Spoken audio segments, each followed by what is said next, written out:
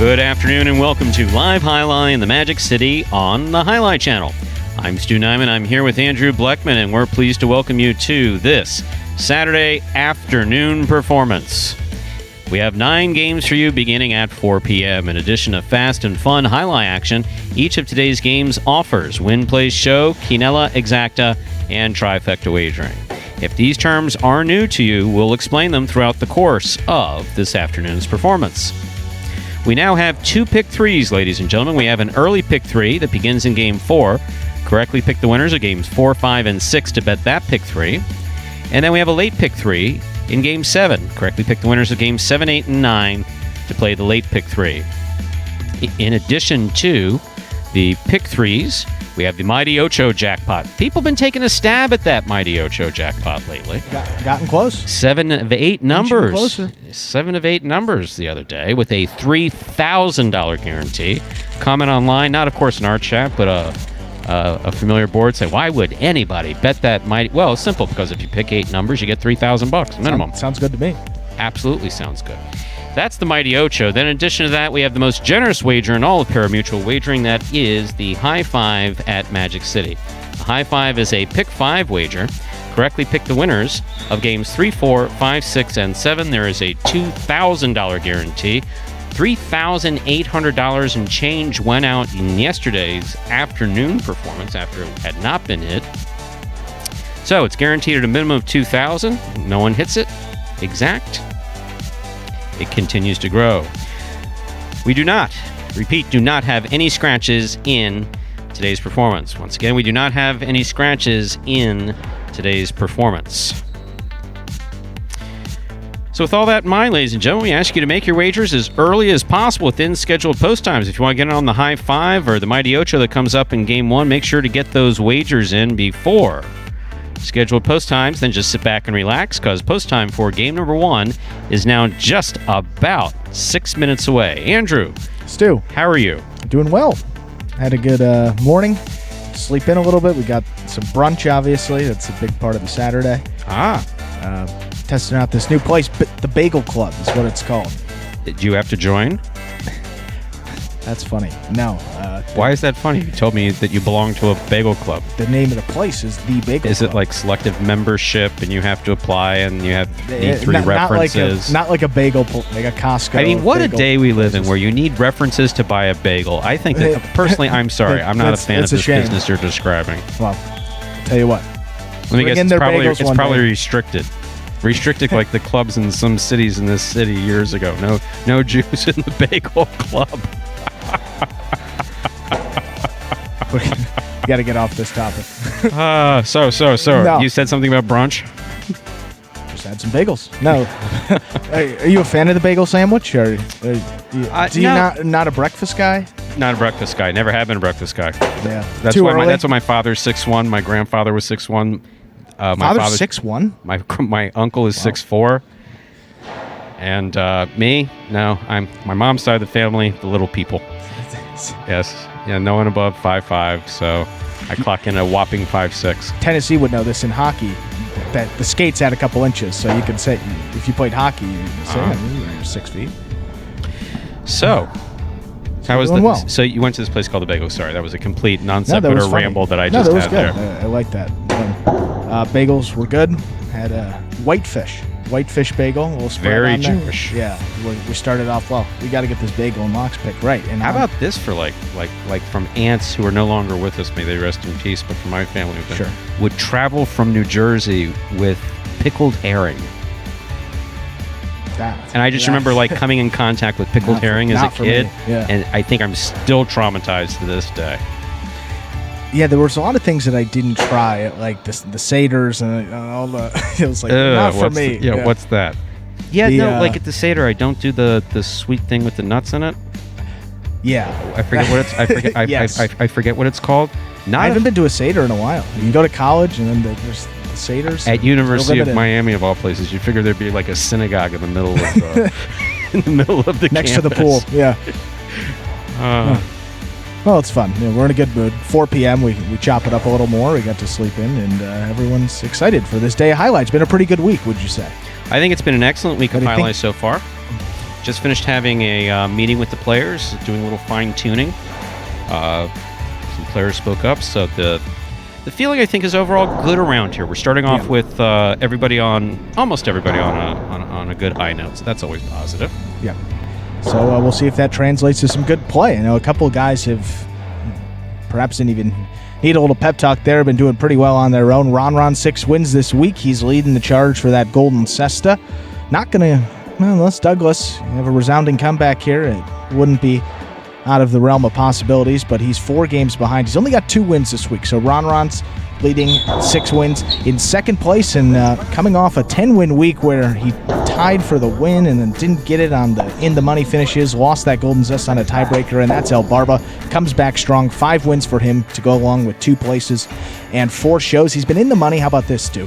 11 of his 16 games. So that just tells you how well he's been playing. So even if he's not winning, he's been cleaning up in those early games. And Ron, too, he shows how dominant his week has been. 14 in-the-money finishes in his 16 games. So only 2 games where he's finished outside of the money. And you'll see him coming up in those later games. El Barba you'll see in those earlier games. A couple other guys, Ben with 4 wins. You got Ikeda with 3 wins, Jedden with 3 wins. And you'll see Jedden, I think he gets his first shot in game number 3 there. But we have just 3 minutes till we get into game number 1. And as we do before the first game of all of our performances, we had the video that will explain the scoring format for the first 8 games of this 9-game performance, and that, of course, is Spectacular 7 scoring. Spectacular 7 singles games are played with 8 players. Each player wears a different color jersey numbered 1 through 8 on the front. These numbers are traditionally referred to as post numbers. Post numbers are used to signify the order in which the athletes will play in a game. These numbers are also used for betting purposes. Don't be confused by the numbers on the back of our jerseys. Those are just for fun. Each game begins when the player in the post 1 red jersey serves to the player in the post 2 blue jersey. The served ball must land between the 4 and 7 lines marked on the court's side wall. If the ball lands between those lines, the serve is good and play continues until one of those 2 players wins that matchup. The player who loses the matchup exits the court and waits for his next turn at the end of the rotation. It's important to note that every game has 2 rounds. The first 7 matchups in a game make up round 1. Each matchup in round 1 is worth 1 point. Round 2 refers to all matchups that take place after the 7th and final matchup of round 1. The number of matchups in round 2 varies from game to game. And in round 2, each matchup is worth 2 points. The first player to earn 7 points wins the game. And we're back now 2 minutes away from game number 1. Got a third of the playing week left here. Just 1 performance here today, the 4 p.m. And then tomorrow at 12 noon. We'll be back. And we have 1 minute to go till we begin what has been referred to now publicly as my favorite performance. That's right, the 4 p.m. post Don't hide time. it. Absolutely. No, I love the 8 p.m. as well, but Scott heard. Oh, he said, Stu likes that? How about this? Canceled. I didn't hear him say it, but I was told that's exactly what he said. Too, so no. This announcement that you made yesterday with extending the Jai-Alai season in 2021 for February, March, and part of April. I haven't seen the start times for those performances. Yeah, that is yet to be determined. That'll be. That's right. You may be sitting in this chair because someone's got to keep score. It's not going to be me. If it's before 4, it will not be me. No, I'm not saying that. No, I'm not saying that. I can do a 1 or 2 o'clock. We'll be here. We're here for the long haul. And with that, ladies and gentlemen, we're ready to begin our first game. It's a spectacular 7 singles match. It's played to 7 points. Points will double after the first round of play. Game 1 begins today's Mighty Ocho. Serving in the red shirt of post 1 is Fred. Receiving in the blue of post 2 is Asier. Do it like this to warm them up. Warm up the stretch.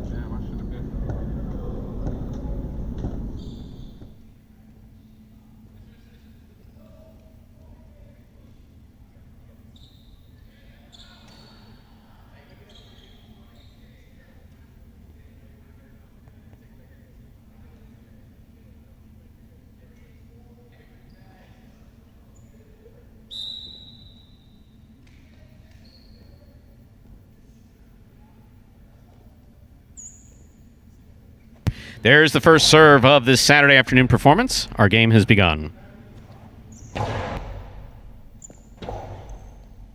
Robote missed. Point 2.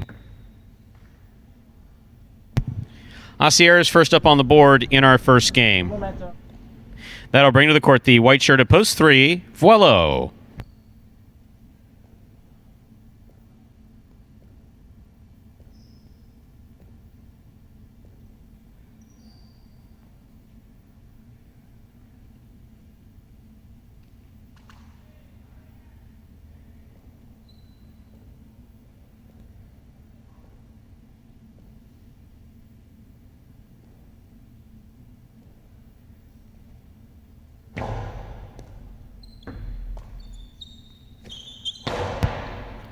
Catch by Asier. Nice backhand. Well on the rebote. Asier gets there, makes the catch. Strong backhand follows. Rebote. Wild. Point 2.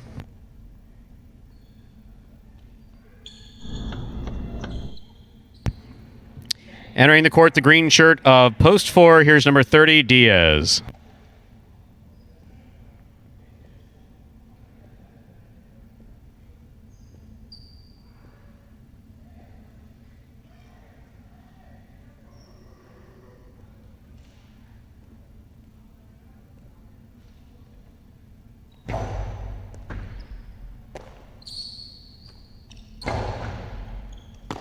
Catch by Asier at the 9 line. Diaz from the left side. Backhand. Ball tipped. Point 4.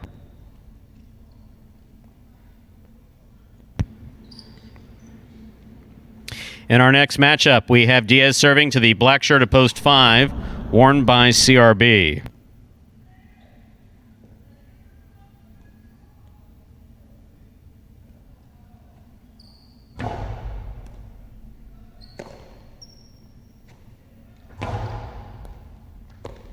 Good effort by Diaz. Try to get that ball. Point goes to the 5. Yellow shirt of post 6, Tennessee receives.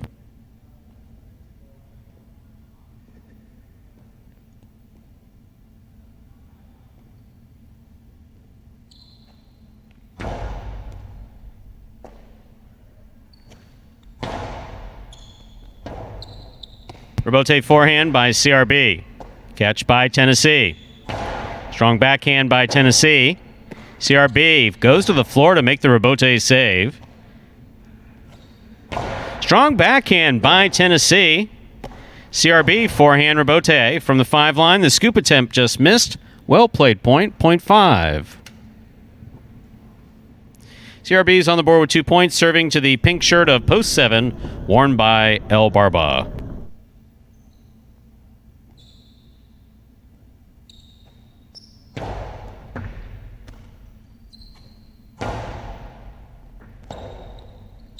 Rebote forehand by CRB. Catch by CRB. Back to the inside he goes. El Barba coming cross to make the catch on the right side. Here's CRB again. Picada by CRB. Big bounce. Brought down by El Barba. CRB, great rebote save to the inside. CRB with a 2-all that scores. That was beautifully executed. Let's not forget, this guy just picked up a cesta January of 2019. In this matchup, CRB will serve to Juice wearing the purple shirt of post 8.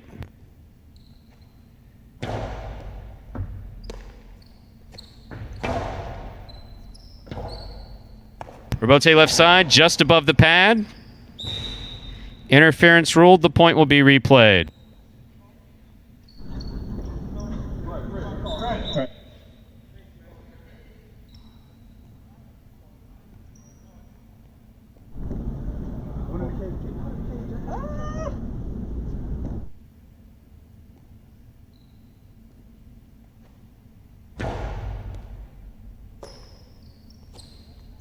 Powerful backhand. CRB places it outside. Here's Juice. Good catch by CRB. Backhand to the inside. Juice. Long rebote save hits the pad. 0.5. CRB is on the board with 4 points. That completes the first round of play. All matchups are worth 2 points now through the end of the game. First to return the second round, the red shirt of post 1, Fred.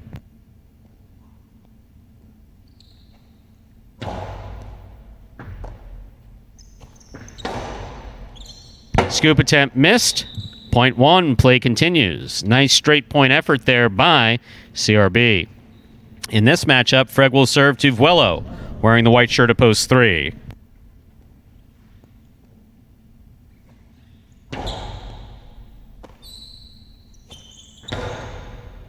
Strong backhand by Vuelo. Good catch by Fred. Vuelo from the 11 line. Sidearm carom does not open up. Fred makes the catch.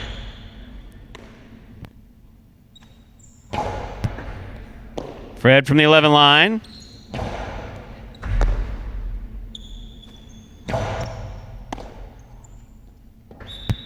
Point 3.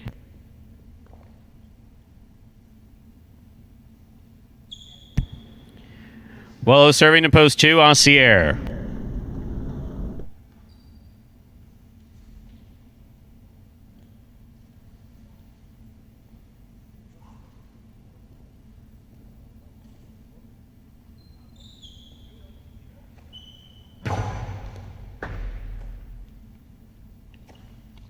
Backhand by Ancier. Scores. Point 2. Ancier on the board with 4 points. Returning to the court, post 4, Diaz. That is simply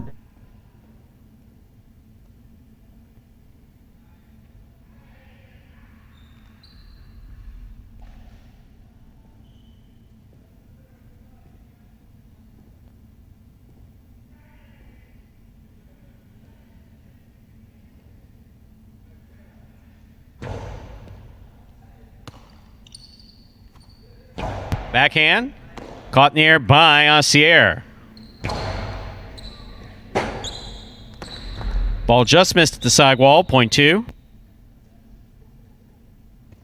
Possible game point for Ancier in the blue of post 2. Trying to stop him, Tennessee.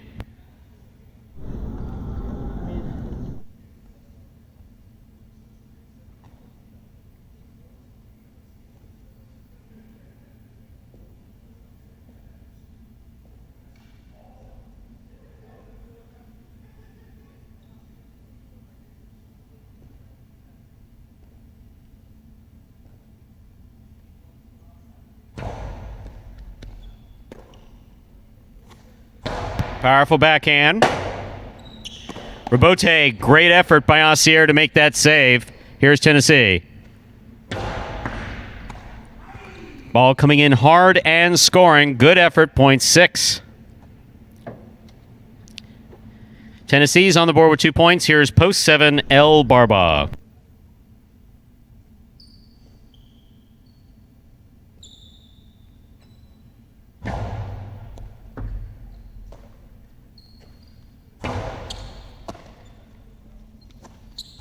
Backhand by Tennessee. Catch by El Barba. El Barba to the outside. Rebote left side. 2-all. Cuts out. El Barba's on it.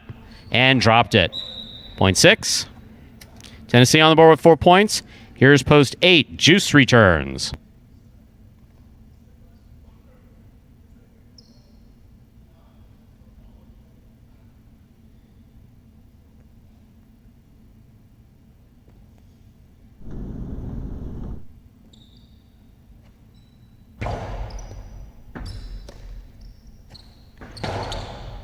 Catch by Tennessee at the 7 line. Hard throw. Rebote coming out. Juice read the rebote nicely.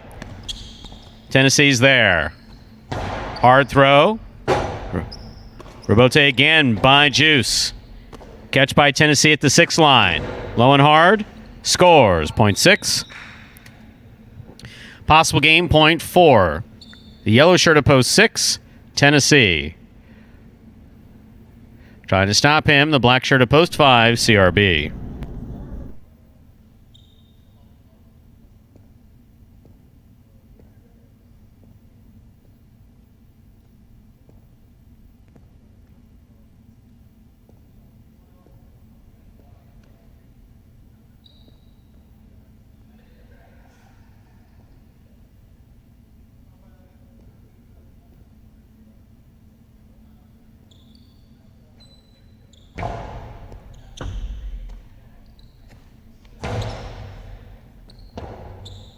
Robote forehand by Tennessee. That was nicely played. That's a good pickup by CRB.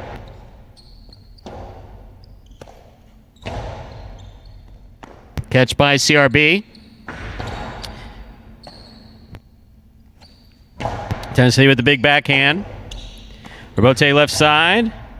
Caught in the air, almost, by Tennessee. A well-played point by CRB in Tennessee, point 5. Possible game point now for the black shirt at post 5. CRB trying to stop him, post 1. Fred.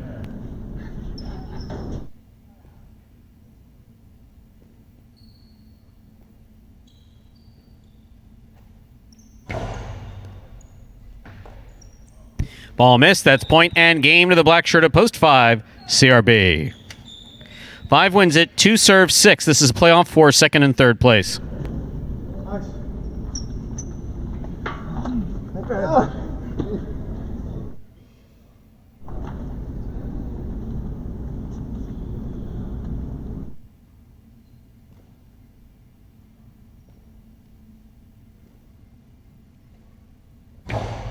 It's a good serve by Aussier. Here's Tennessee.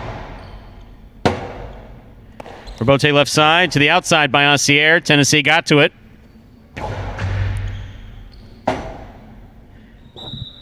Point and place to post 6. 2 shows. Unofficial order finish. 5-6-2.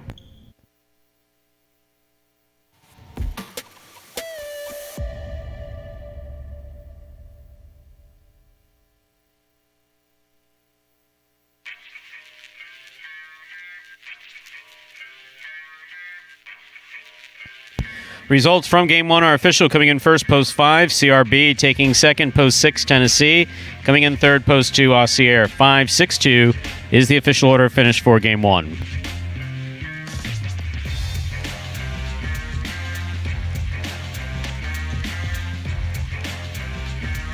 Well, I have your prices up here in just a moment. CRP played spectacular that game. One of the best games he's played all year. Ever played. I don't think any question about it.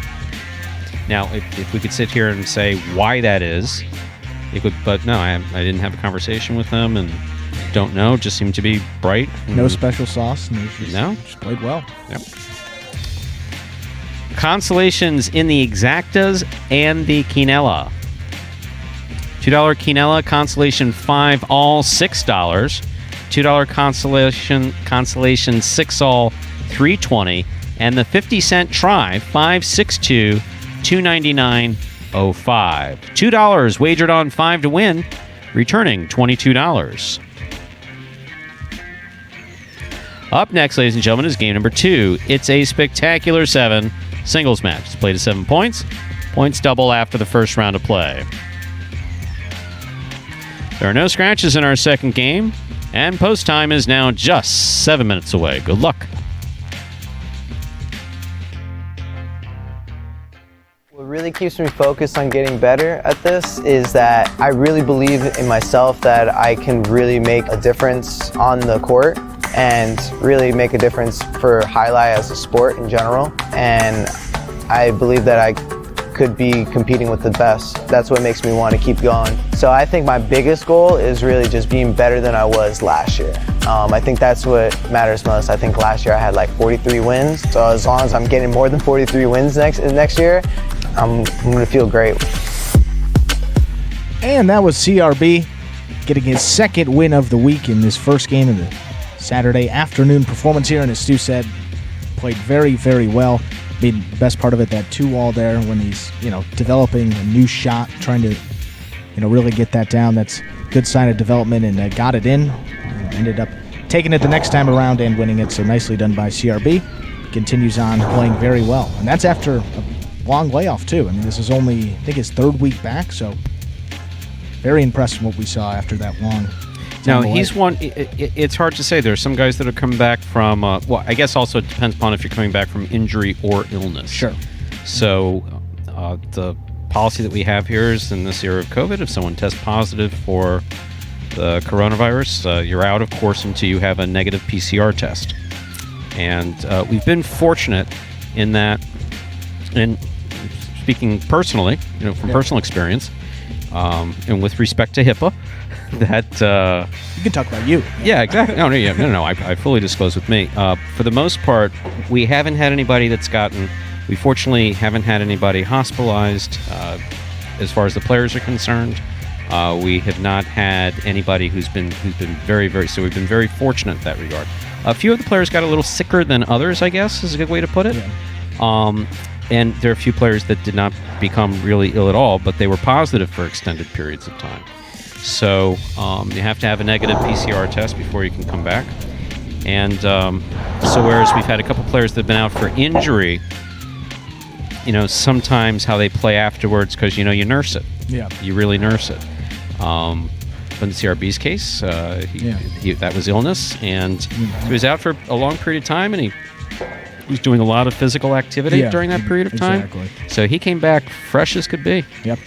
But this is the best we've seen him play. Yeah, and as you said there during the game, only a second year, we talked about yesterday, compared to all these guys that are really in year 3 for the most part, outside of a few of them. So expect a lot of good things to come there from number 18, CRB.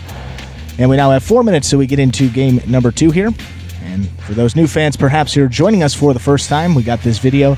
It's going to explain here in simpler terms how the sport of Jai-Alai is played. Take a look.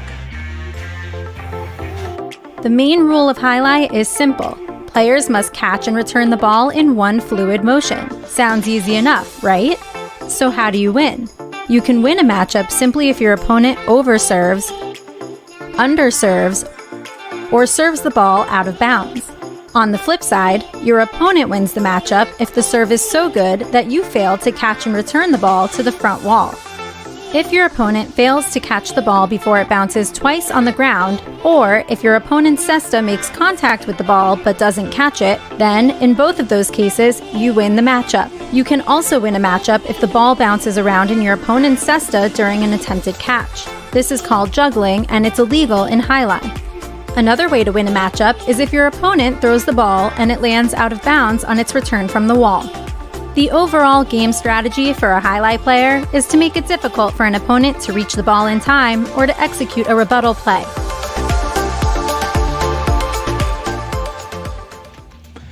And we're back here now, 3 minutes from that second game. No scratches in this game or any in the performance. It's refreshing. So what about these announcements that you just made yesterday? It's like you're walking around all quietly with this piece of paper that was folded that like Scott handed to you. And I heard him say, don't say anything to Stu about this.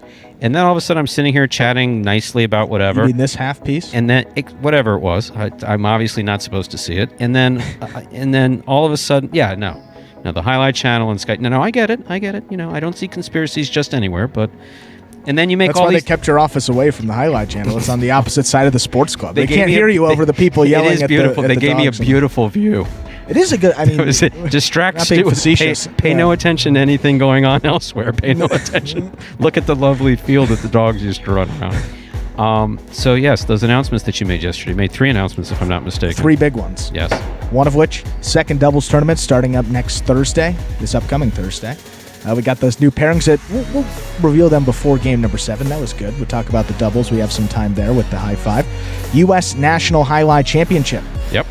It's been postponed a couple times. We said it's going to happen. It is happening December 5th and 6th. So pretty soon, actually, in the about 2 months. Yep. Now 2 months until we get it, a little under 2 months. So that'll be happening right here. Don't know about fans. People were asking about if there'll be fans for that in the fantasy. Don't know yet. Yeah, don't know about that. And big news about more Jai-Alai in 2021, something we talked about the potential of happening. February, March, and April, there's going to be a 10-week season. So beginning at first week of February, March, and then I think those first 2 weeks in April. So there's going to be about a 10-week season beginning in 2021. So more Jai-Alai coming your way. And that's going to be Saturday, Sunday, Monday. Those are going to be the dates in 2021, February, March, in that April 10-week little season there. And then we'll be getting right into regular season 2021. So a lot of Jai-Alai for you. Yes, 2021, the year of Magic City. I expect to go to like a Chinese restaurant and like see that on the, like the placemat that they have. Year of the dragon, year of the rat, year of the Magic City. One of these days. Let's begin game 2, shall we? It's a spectacular 7 singles match. It's played to 7 points. Points double after the first round of play. Serving in the red shirt at post 1 is Diaz. Receiving in the blue at post 2 is CRB.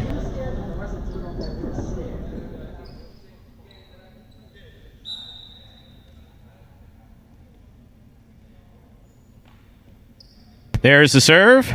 Game 2 has begun. Diaz on the forehand at the 10 line.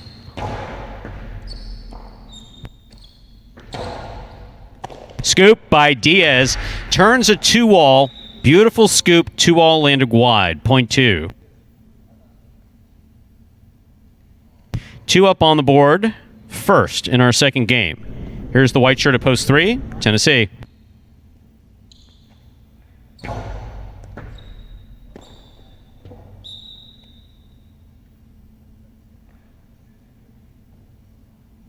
Point 2.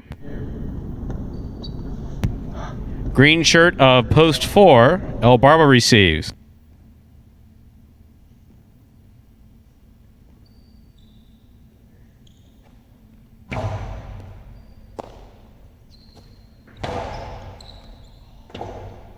Point 4.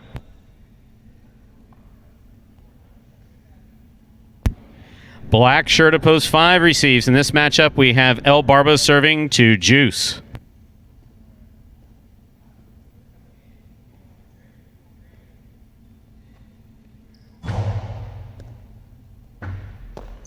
In and out of the cess to the ball goes. Point 4. 4 on the board with 2 points. Serving to post 6, Acier.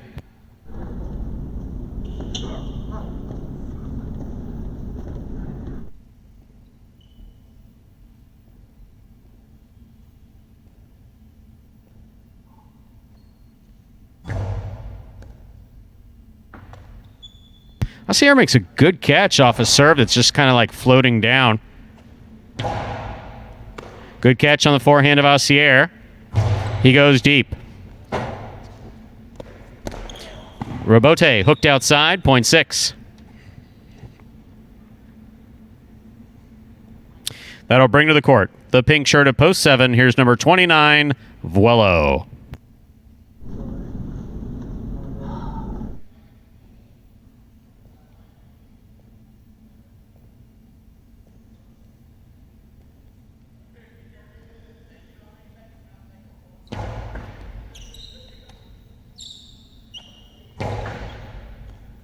Scoop attempt missed. Point 7.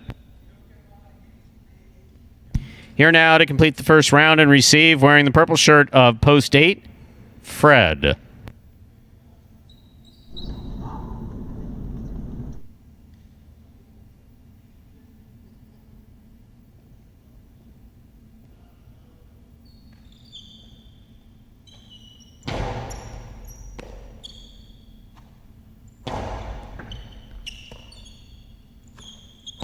Strong backhand throw by Vuelo. Vuelo climbing the wall, does not come up with the ball. Point 8. That completes the first round of play. All matchups are worth 2 points now through the end of the game. First to return, red shirt at post 1, Diaz.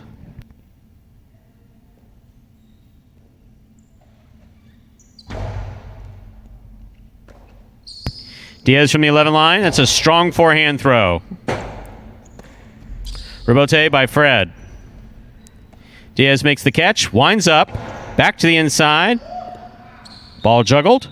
Point 1. Diaz on the board with 2 points. That'll bring to the court the white shirt at post 3, Tennessee.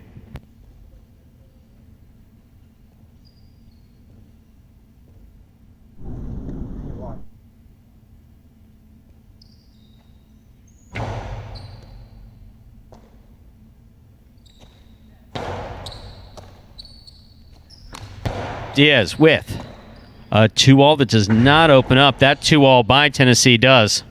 Point 3. Blue at post 2. CRB receives.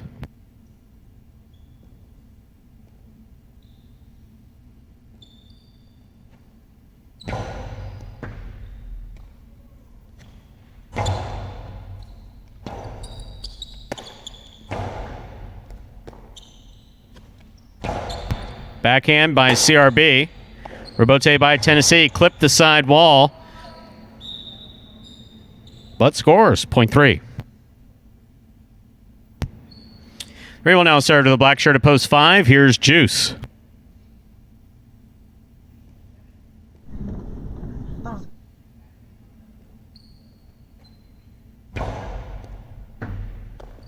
Ball tipped. Off the serve. 0.3. Possible game point for the white shirt at post 3. Tennessee. Trying to stop him. Post 4. El Barba.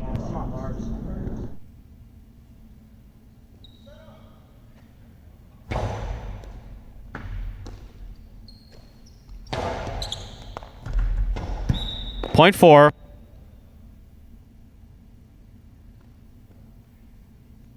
Four on the board with 4 points. Here's post 6. Assier.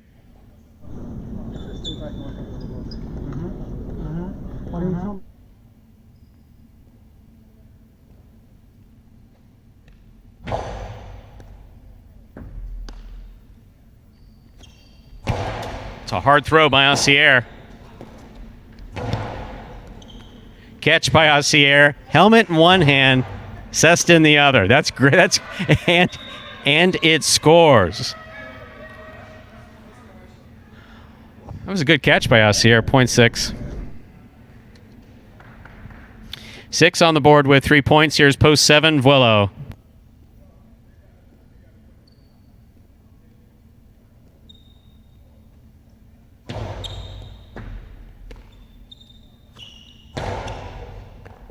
Ball tipped at the 10 line. 0.7. 7 with 3 points. Here's post 8. Fred.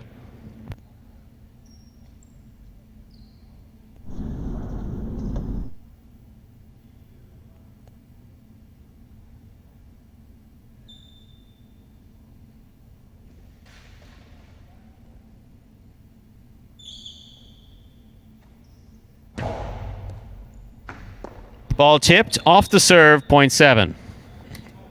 Possible game point for the pink shirt at post 7. Vuelo. Trying to stop him, Diaz.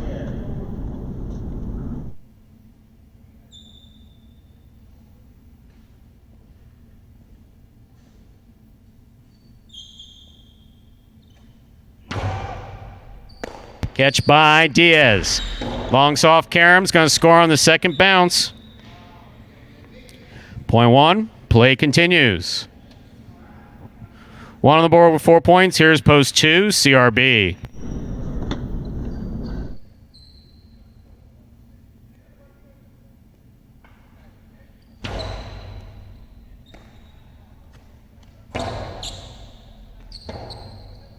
Rebote left side by Diaz. Big bounce. Excellent catch by Diaz at the 12 line. Big backhand. Passes to the rebote. Well thrown. Catch again by Diaz from deep in the backcourt. Another big backhand. Rebote forehand by Diaz to the inside. CRB with the catch. Rebote left side, made by Diaz. Catch by CRB. Here's another one. This one comes in low and scores. 0.2. 2 on the board with 4 points. Serving to post 5. Juice.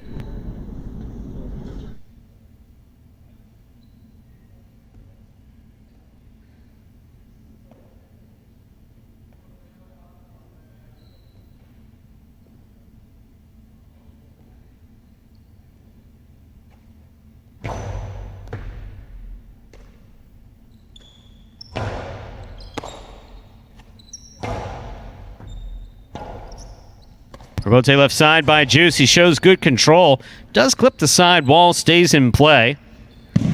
Long cortada from the 9 line. A bold shot. Goes into the pad. 0.5. 5 has 2 points. In this matchup, Juice serves the returning 3 post. Tennessee, he takes the court with possible game point.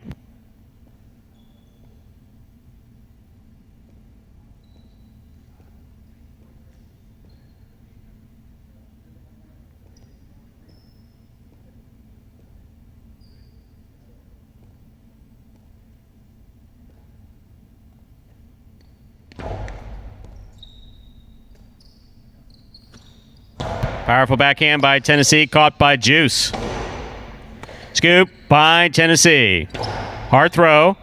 Missed by Juice. He goes for the rebote. That was a good second effort. But that is point and game to the white shirt of post 3, Tennessee. 3 wins it, 7 places, 4-1 and 2. Playoff for third place, 4 first serves to 1.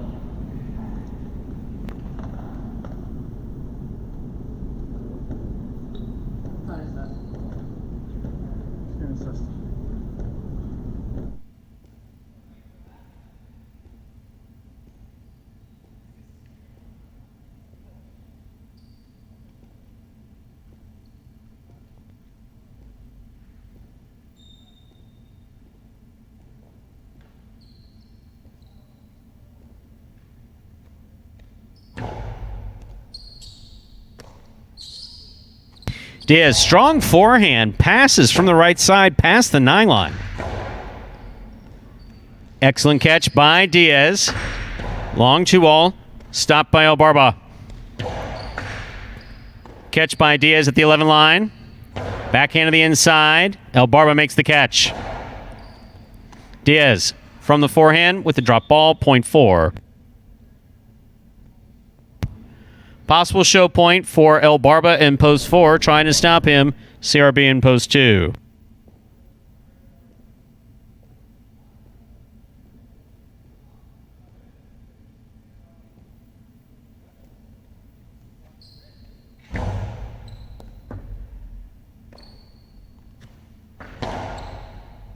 Catch by Elbarba. Cortada, stopped by CRB. Elbarba comes up with a great catch. That took a Magic City bounce, catching a seam on the side wall. Elbarba from the 9 line. CRB from the left side.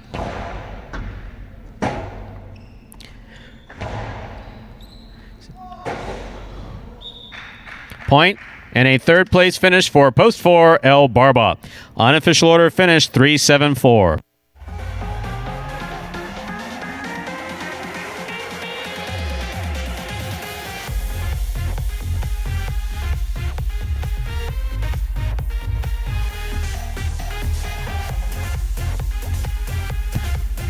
Results from Game 2 are official. Coming in first, post 3, Tennessee. Taking second, post 7, Vuelo. Coming in third, post 4, Elbarba. 3-7-4 is the official order finish for Game 2.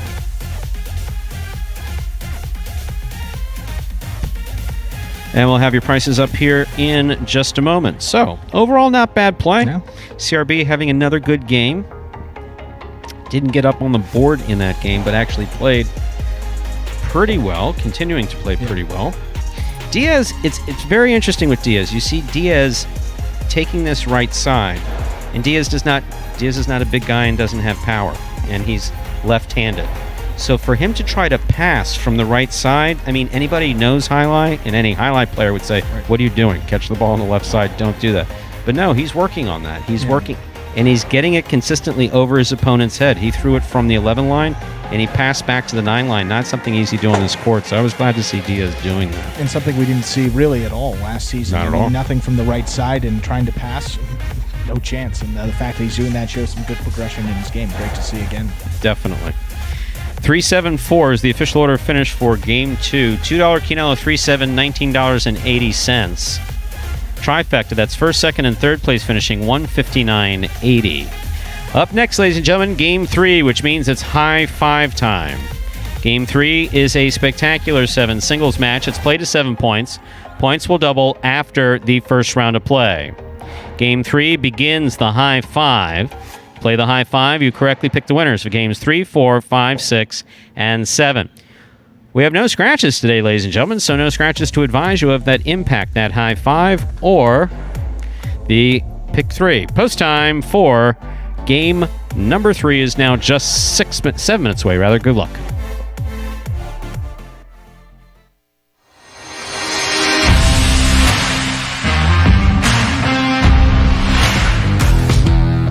congratulations to this week's Fantasy Jai-Alai winner, Pelota Throwing Snowboarder. This team secured the victory with a total of 169 points with the roster of singles players Douglas, Albarba, and Jedin, and doubles pairing Cool Fitness and Ikeda. In one of the closest contests of the season, Pelota Throwing Snowboarder nailed down the top fantasy scorer of the week, spending the big bucks on the $10 draft of Douglas. Number 13 put together yet another incredible performance, winning 10 games, finishing in the money 16 times, and totaling a roster high mark of 67 fantasy points. Douglas imposed his will upon the feature game Pelotaris all week long with his devastating combination of power and finesse, even outscoring Ron, who was priced at $9 by 19 points. With just $11 remaining, Pelota Throwing Snowboarder chose very wisely with his selection of Albarba at $5. Number 77 played arguably his best highlight of the 2020 season as he came out of the gates scorching hot by winning his first 3 appearances on Thursday,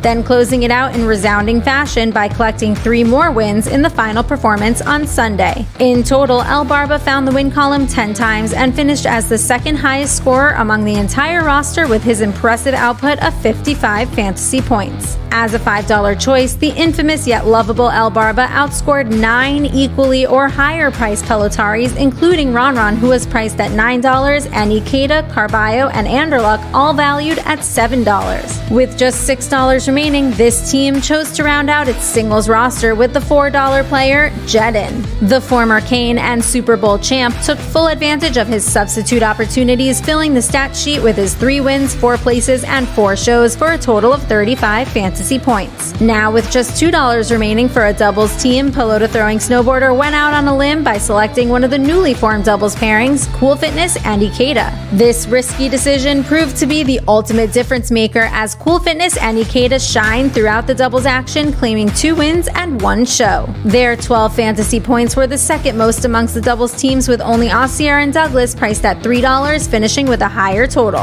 Pelota Throwing Snowboarder will receive a Magic City Jai-Alai t-shirt plus the full $150 cash prize for their outright victory in week 22. It's important to note that cash prizes will remain unlocked for the duration of the season as long as there are 150 or more active teams in the league. And it doesn't end there. If the league reaches 200 members, the weekly prize money will increase to $200. It's as easy as 1, 2, 3. Just sign up for free at fantasyjai-alai.com, pick your players, and watch your progress on the Jai-Alai Channel. The more people who play, the more money to be won, so please help us spread the word. And remember, every week is a brand new chance to update your team and win. You can find more details regarding the Fantasy League on the Instagram page at Jai-Alai Channel or at fantasyjai-alai.com. And congratulations again to last week's Fantasy Jai-Alai winner, Pelota Throwing Snowboarder, affectionately known as Roland H. Not affectionately known, that's his name, but in the chat, good to have him back.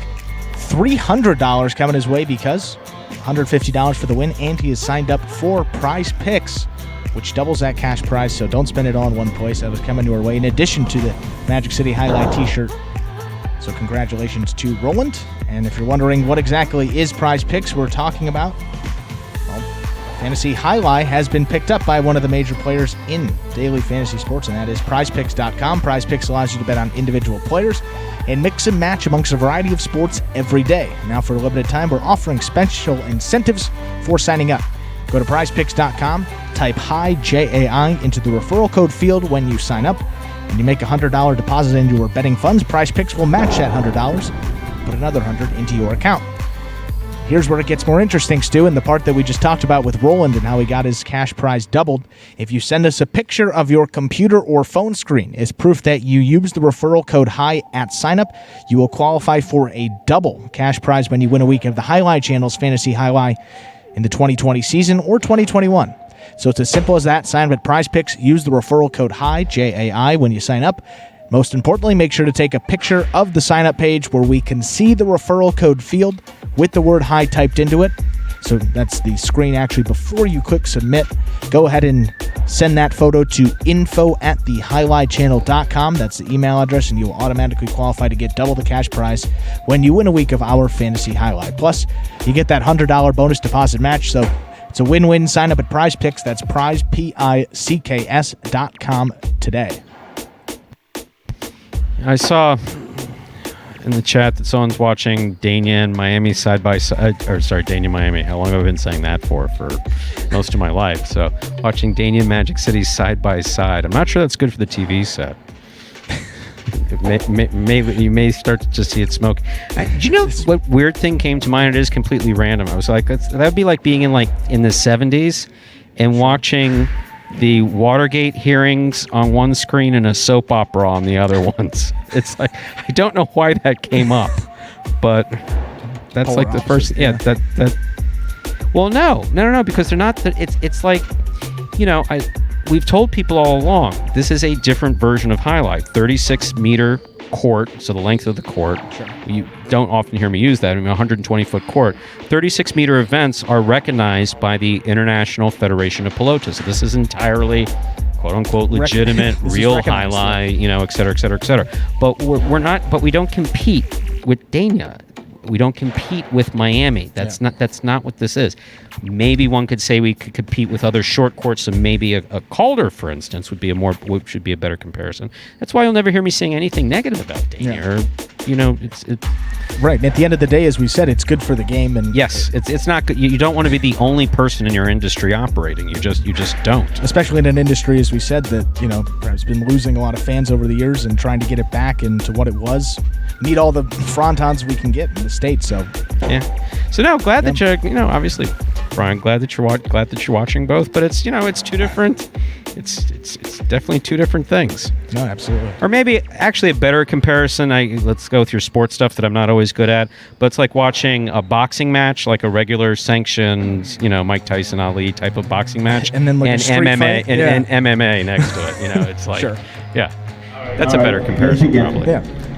I like that one. Hey, it's good sports. Good sports. Thank you. Yes, I can dig one out every now and then, as long as it's after 4 p.m. Okay, time to begin game number 3. It's a spectacular 7 singles match. It's played to 7 points, points doubling after the first round of play. Serving in the red shirt at post 1, Fred serves. Juice receives in the blue at post 2.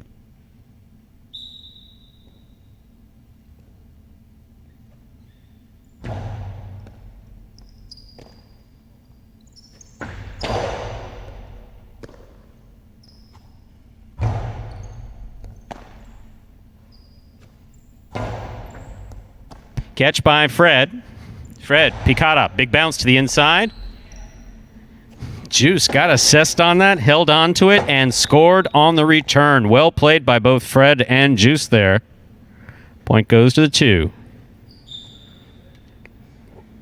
White shirt at post 3, Vuelo receives.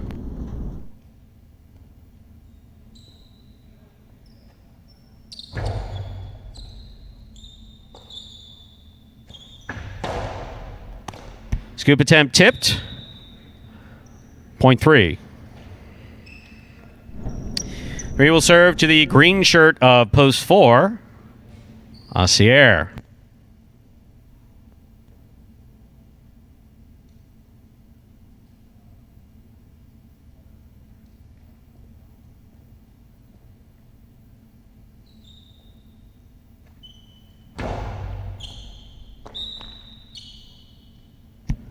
Point 4. Black shirt at post 5, Diaz receives.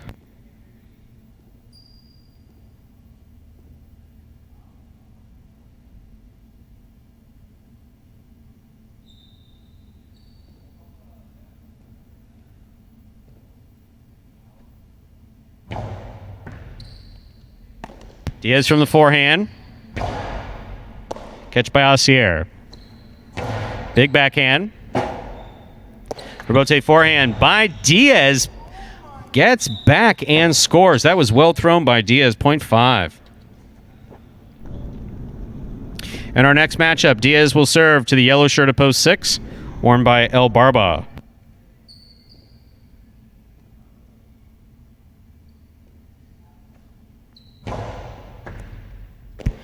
Over serve. Point 6.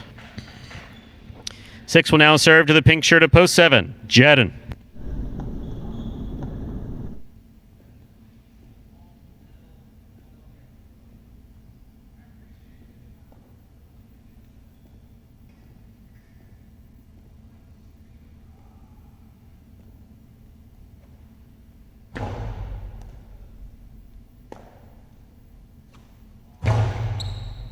Catch by El Barba. There's the backhand.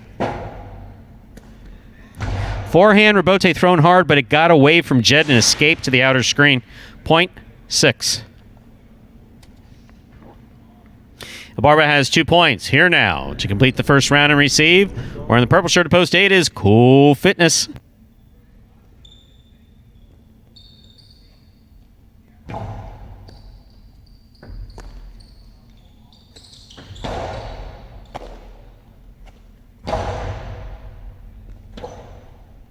Rebote got it going straight, just out of play. Point 6. 6 on the board with 3 points. Here's post 1, Fred.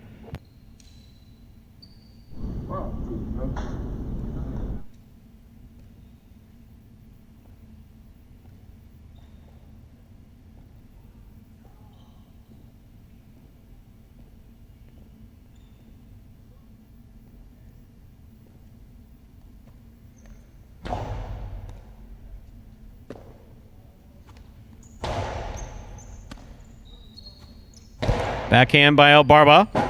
Scores, point 6. Possible game point for El Barba, post 6. Trying to stop him, post 2, juice.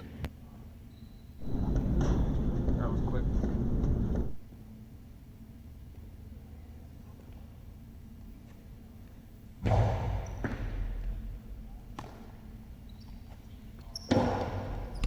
That touched the top of the pad, and the pad is bad. Point and game, ladies and gentlemen, to the yellow shirt of post 6. Perfect game for El Barba.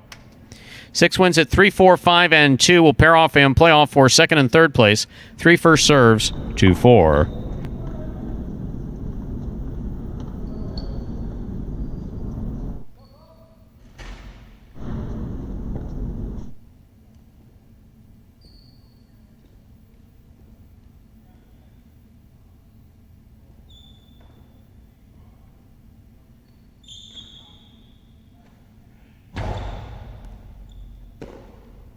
Asier on the forehand from the 12 line. Scoop by Asier. Scoop beautifully. Forehand. Just missed. Point 3. 5 serves 2. The winner of this point meets 3 in the continuing playoff for second and third place.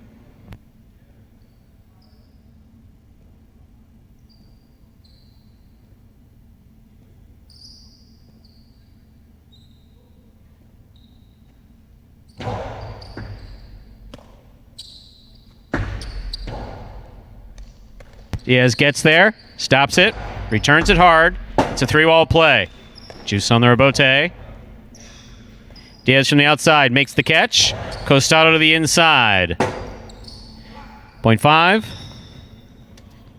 3 serves 5. This is for second and third place.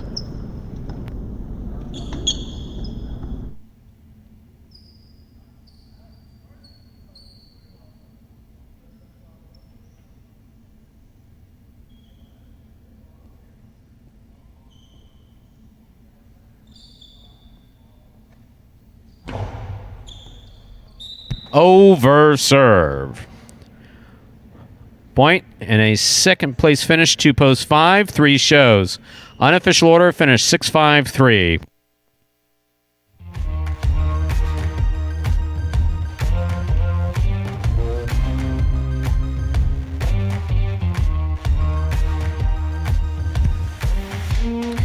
Results from Game 3 are official. Coming in first, post 6, El Barba. Taking second, post 5, Diaz. Coming in third, post 3, Vuelo. 6-5-3 is the official order of finish for game number 3.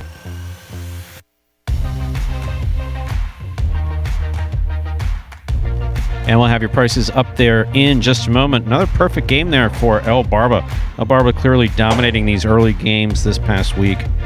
Great to see. Yeah, good to see him back out. I mean, it's really good to... In the player meeting that we had, too, he took a very positive, proactive role in the discussion, which was encouraged, but, you know, sometimes it's just either Scott saying what he has to say or me having what I have to say or JR saying what, but, yeah. There are prices from game number 3. $1 quinella. That's first and second in any order, $75.70. The trifecta, 653-307-40. First number for today's high five is the number 6. Up next, ladies and gentlemen, is game number 4. It's a spectacular 7.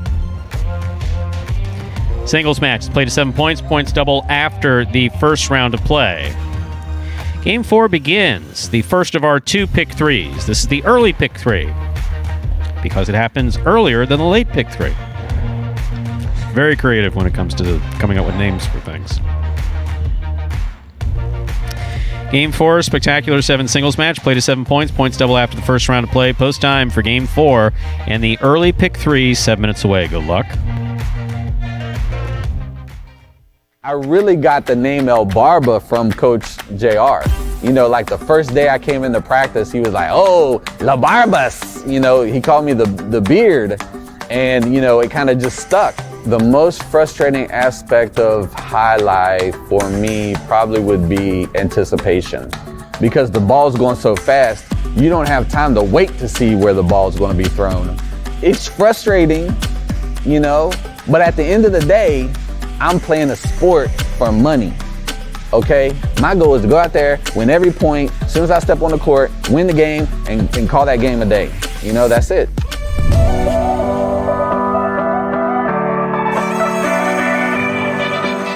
Outside placement from Poole. Massier goes back for the rebote diving, and that's a 2-ball and lands just in. That will score.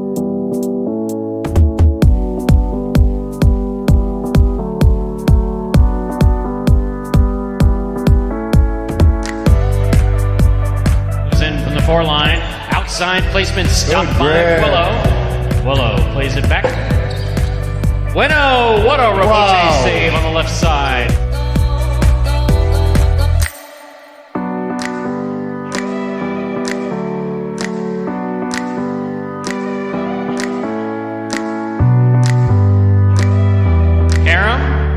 Stopped on the forehand of Jed. What a beautiful rebote. Jed on the run, 2 bounces, scores.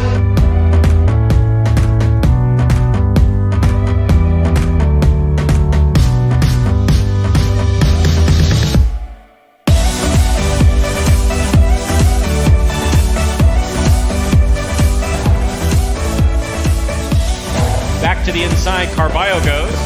Douglas with the blind save. Wow. Just lobbed it up under his arm. Man.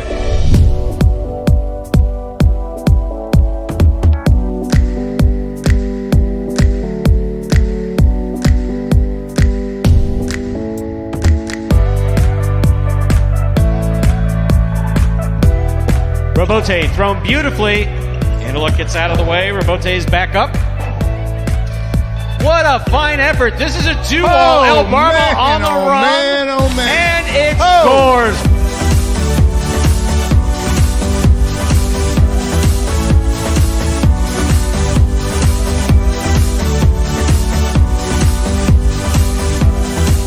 Carballo picks the serve. Here's the reverse.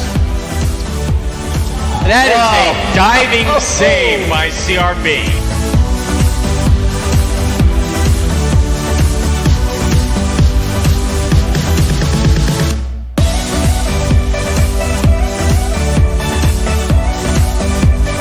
Somehow gets rid of it in time without holding it. Here's Anderluck.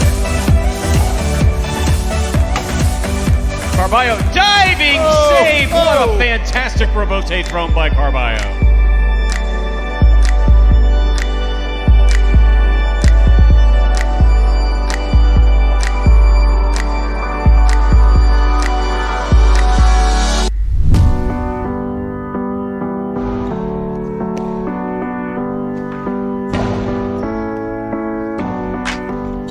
Diving save, it's up, it's in, it scores. Wow. That's why you never give up.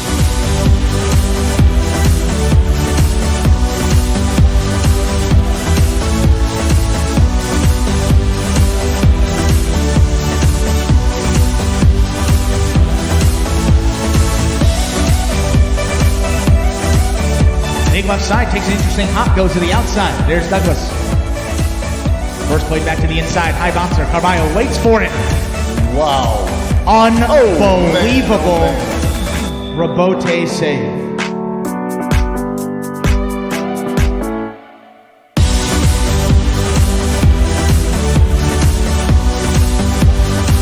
Carballo's there. Sidearm carom, split placement. Kubala up at the 5 line. Willow, that's in play. That is absolutely in play.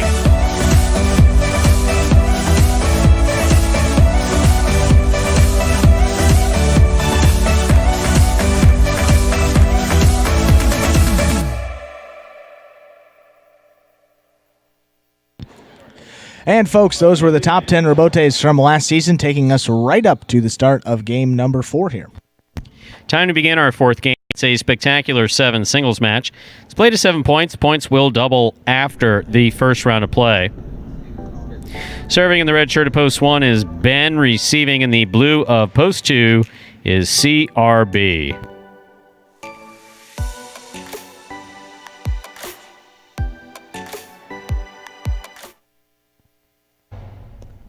There is a serve. Our 4th game has begun. Ben on the catch. Hard backhand. Rebote left side. Right back to Ben. Good catch by Ben. You need to let it touch the floor, but that we understand what you were doing. Point 1. Here's the white shirt of post 3. Bueno.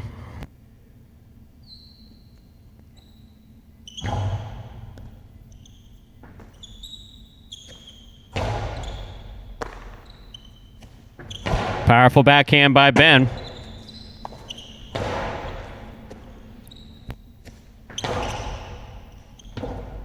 Rebote left side by Bueno to the inside. Well thrown. Caught by Ben. Catch by Bueno. Carom by Bueno. Catch by Ben. Carambola by Ben. Scoop by Bueno. Outside by Bueno. Ben is there. Here's Bueno from the 8 line. Hard throw. Rebote left side. Catch by Bueno up at the 4 line, and the Carom scores. That's a well-played point, as you'll see. Awesome. Very well played. Point 3.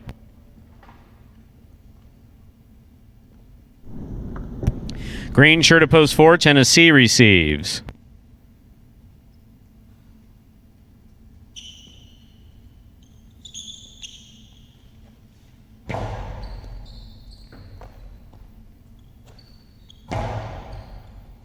Good catch by Bueno. Rebote forehand by Tennessee. Bueno with a great catch coming off the side wall. Tennessee now on the backhand. Tennessee makes the catch. Sees the carom, throws the carom, and it scores. That's well done, Tennessee. Very well done. Point 4. Here's the black shirt of post 5, worn by Cool Fitness.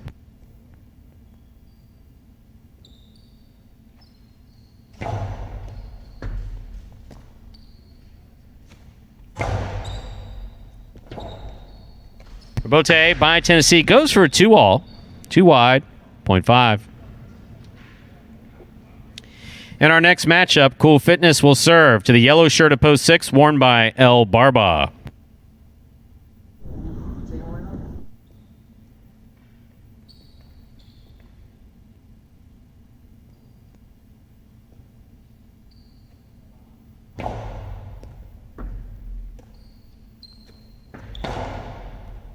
Catch by Cool Fitness. Holds onto it, and a strong forehand follows to score. Point 5. It's 2 points for Cool Fitness in the black shirt of post 5. In our next matchup, Cool Fitness serves to Jedden, wearing the pink shirt of post 7.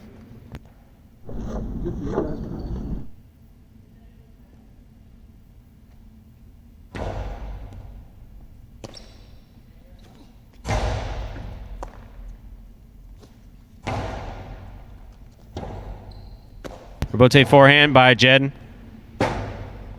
Cool Fitness just missed the rebote there at the 10 line, point 7.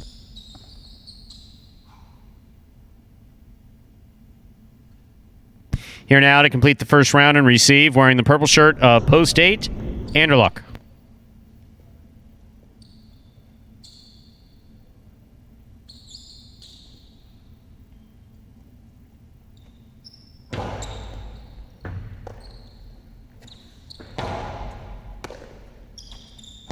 It's a hard throw to the inside by Jedden. What a rebote save by Anderluck. Very nice. Point 7. Well played by Jedden and Anderluck. That completes the first round of play. All matchups are worth 2 points now through the end of the game. First to return, CRB.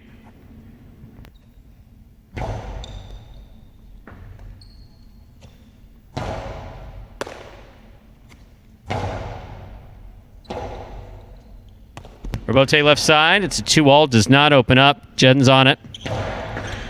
Great catch by CRB. He holds onto it. A hard backhand follows. Rebote by Jedden. Too high. Good effort. Point 2.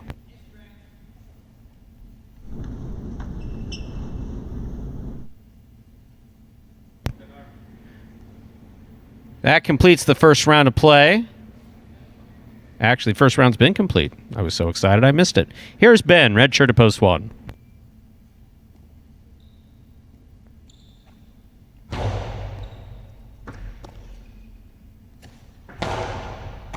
Great catch by CRB.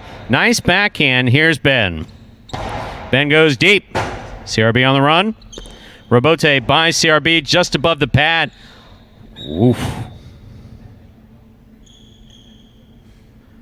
Point 2. 2 on the board with 4 points. Here's post 3, Bueno.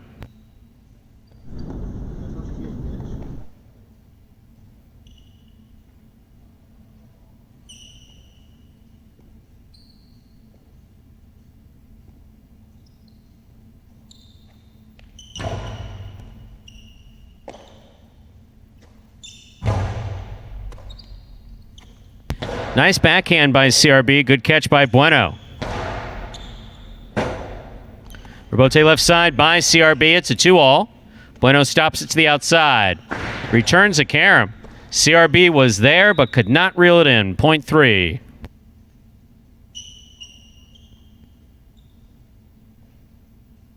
Three on the board with 3 points. Here's post 4, Tennessee.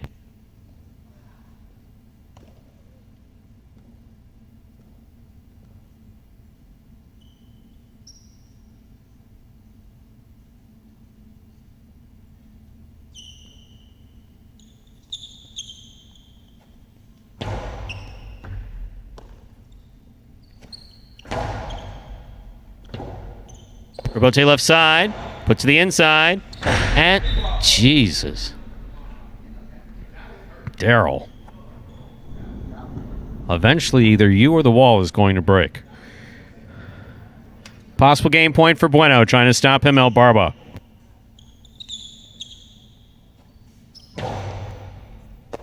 El Barba with a good catch. Strong backhand. Scoop attempt tipped. Point 6. Play continues. El Barba's on the board with 2 points, serving to post 5. Cool Fitness.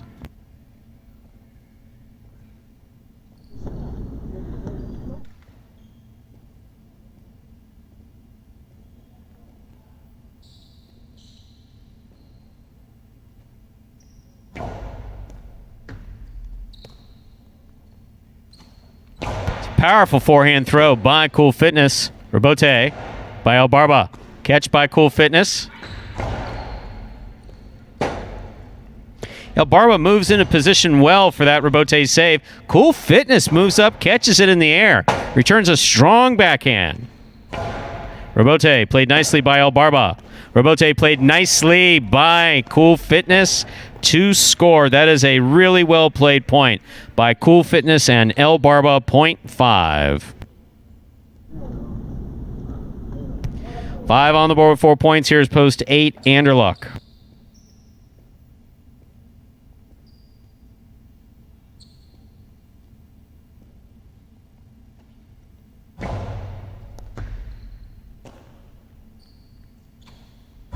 Powerful forehand throw by Anderluck. Robote missed, point 8. Anderluck on the board with 2 points. In this matchup, he serves the returning 7 post, Jedden.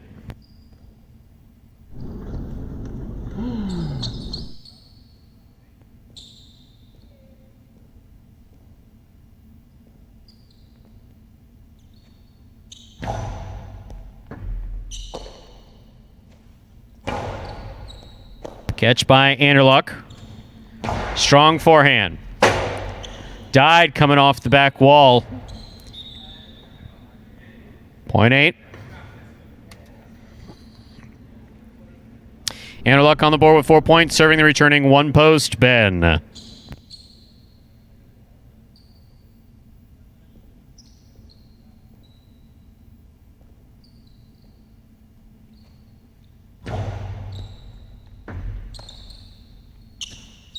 Powerful backhand.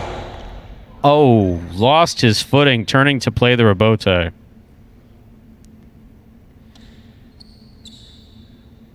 Point 1.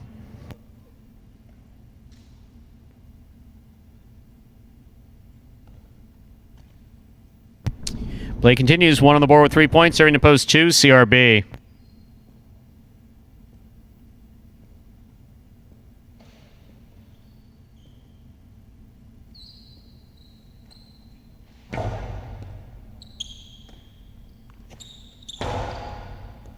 Catch by Ben.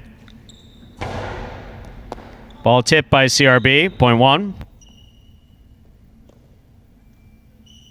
Possible game point for the red shirt of post 1. Ben trying to stop him. Post 4.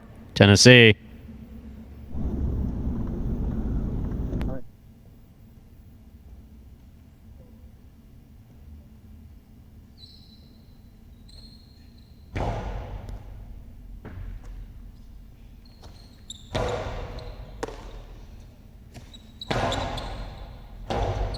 Chula scores for the win. Point and game for the red shirt of post 1, Ben.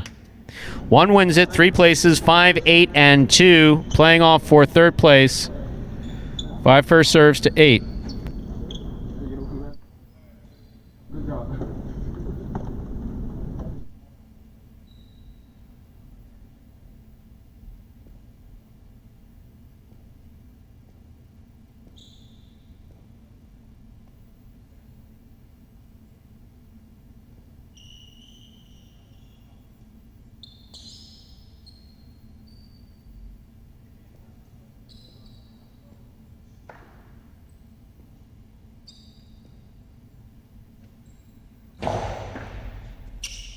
Catch by Anderluck. Hard throw. Scoop by Cool Fitness. Scoop by Anderluck. Well played point. Point 8. Possible show point for the 8. Trying to stop him. Post 2, CRB.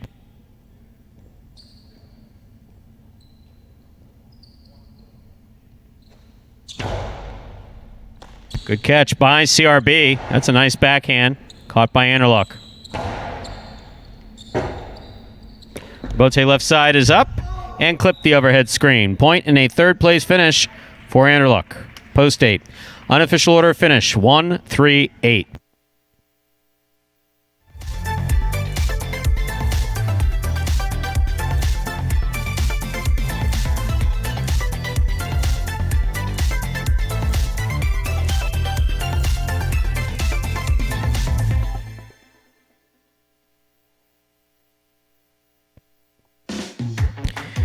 Results from Game 4 are official. Coming in first, post 1, Ben. Taking second, post 3, Bueno. Coming in third, post 8, Anderluck. 1-3-8 is the official order of finish for Game 4, and the prices are up. $2 Quinella, 1-3, 21-20. Trifecta, 1-3-8, 107 even. $2 wagered on the 1 to win. Returns $14.40. First number for the early pick 3, the number 1. Up next, ladies and gentlemen, is game number 5. It's a spectacular 7 singles match. It's played to 7 points. Points double after the first round of play. Once again, there are no scratches in this afternoon's performance. Post time for game number 5. It's now just 6 minutes away. Good luck. What I'm hoping to accomplish in the 2020 season is to come in top 3 again, both in singles and in doubles. My game plan going into 2020 season is to be as meticulous as possible. I have to find a way to find little subtle things about each and every person on the roster that I can exploit to my advantage. And I can say that because they have to do the same thing. I feel like I got the ability to do it. I've definitely put in the work. Unfortunately, that doesn't always mean success, but that's what I'm going to strive for. So that is the goal, and I think that's everybody's goal because everybody wants to, get in the bonus money. And it is kind of like something to hang your hat on, to be able to say that, hey, I was able to be, a top 3 in singles or a top 3 in doubles. So that's definitely something that I strive for.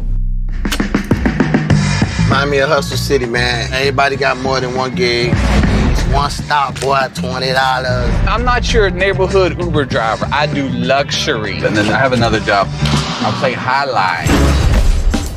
I have this crazy idea. Do you think we could send something out to all the ex-athletes for the last 20 years and say, we're looking to hire and train highlight players? When I first got the email, I thought it was pranking me. I need some clarity on this. I went on YouTube and I Googled highlight. I was like, Jai-Alai. They paying us, man, and we can win big money. Let me see what this is all about. That's what you gotta do. Get some money. The players taking the court are all athletes you may recognize. Baseball, football, track and field. Having the work, played Division I sport, and then I had a child on the way, so I dropped out. The crack era was tough. Sports in general was a way out of our environment. It's really game time now, man. Blood, sweat, and tears. We got the streets on fire. This is gonna be the first time that my kids will be able to sit in the audience and root for their father. Who wants it more? This is a sacrifice I think is going to pay off in the end. This is a dream for me. I gotta win. Can't get drama better than this. Highlight became the new hustle. Let's get ready to play.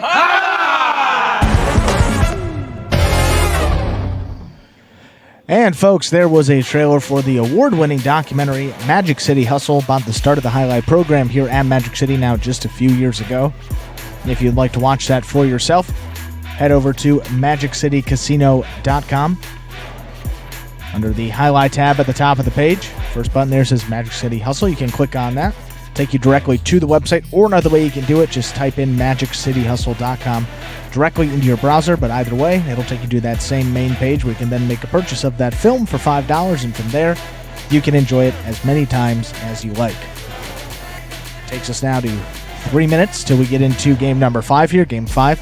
Starting these feature singles games for this performance here today. You got Douglas, you got Ron coming in, Carballo for the first time, Ikeda for the first time, mixed in Bueno, Jed, and Anderluck in Tennessee. So that fourth game, kind of a middle game, really kind of up the intensity a little bit. So high hopes here coming into these late ones today. I had a question forwarded from the Highlight Channel regarding this ball versus the Calder ball. Yep. And oddly enough, Calder had a similar experience with us in terms of trying to find the right ball. I actually brought over this ball that we play with. This ball is too fast for that court. Calder's a little shorter than Magic. They're shorter than we are by 3 feet, I think, or something like that. And this ball is too fast for their court. The glass absorbs quite a bit of the speed. So, I mean, it took us a while to find the right ball. So this ball was too fast. However, the ball that Calder did wind up using does come from the same manufacturer. So it's a slightly different weight of hard plastic, just like this one. So it's a ball that we tried that wasn't appropriate for this court. That with some manipulation, with some tape, and I believe that Manuel may shave it down a little bit, and they get it to work there. But it's the same manufacturer, the same hard plastic used at Calder that we used here, just a different actual ball. Now, in this place, manufacturer, are there specifically highlight manufacturer, or is it as like a sports, apparel or? Be honest with you, it's in Spain, so I don't know. I don't order it. I know that JR does, but they do it for different. You have many different Spanish ball modalities: handball, pala. Yeah. You have just a number of different ones. Specialties. Each one uses a different ball for different levels of play. Certain age groups, they'll use a different ball. So more demand for balls there and different types of balls of different composite materials than we have here.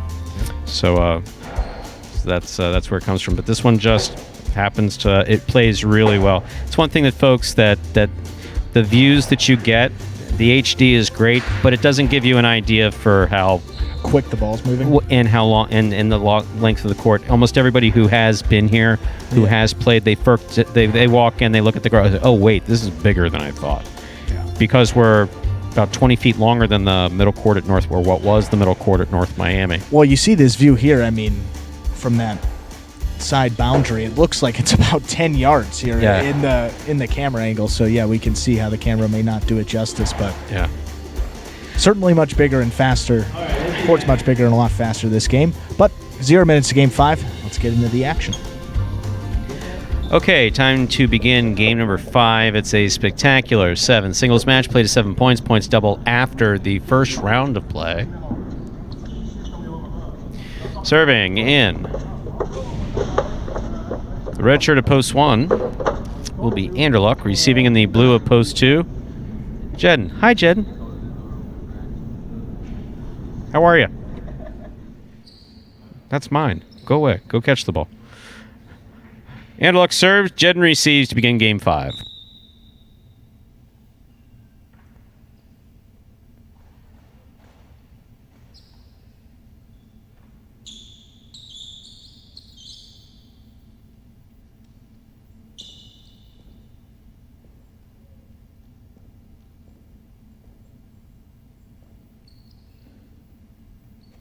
There's a serve. We begin game 5.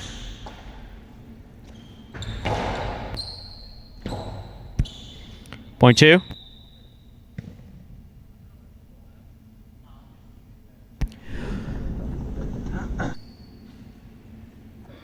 Jedden first up on the board in our 5th game. That'll bring to the court the white shirt of post 3 worn by Douglas.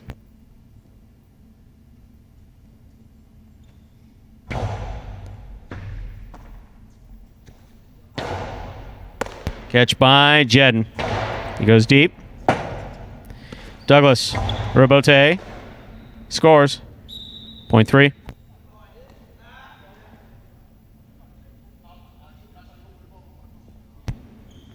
That'll bring to the court the green shirt of post 4. Here's number 22, Bueno.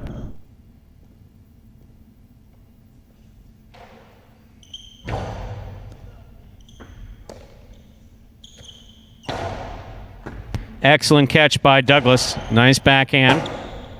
Robote left side. It's a 2-all. Douglas makes the catch. Great pickup by Bueno at the 9-line. Juggling. He was lined up nicely. Looked like a good catch, but ball bobbled in the cesta. Point 3. 3 on the board with 2 points. Here's post 5, Ron.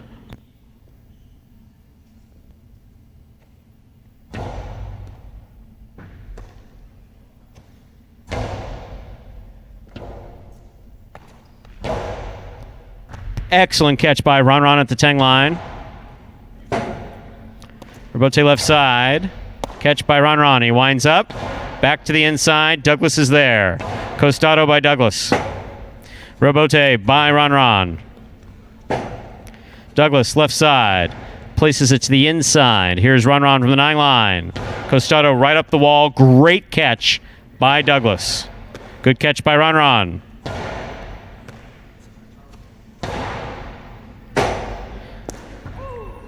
Chula scores.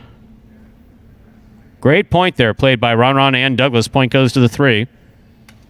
3 on the board with 3 points. Here's post 6, Tennessee.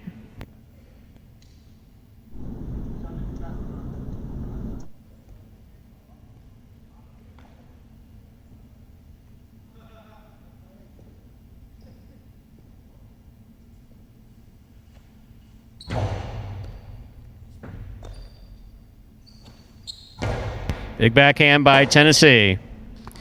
Robote missed on the left side of Douglas. Point 6. 6 is now serving to the pink shirt of post 7. In this matchup, we have Tennessee serving to Carballo.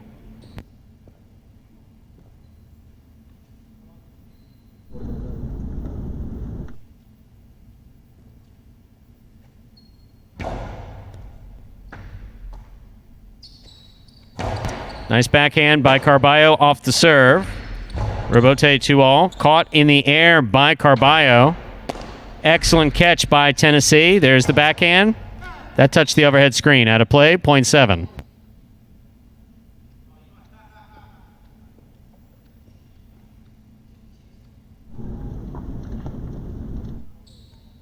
Purple shirt to post 8 to complete the first round of play. Keita receives.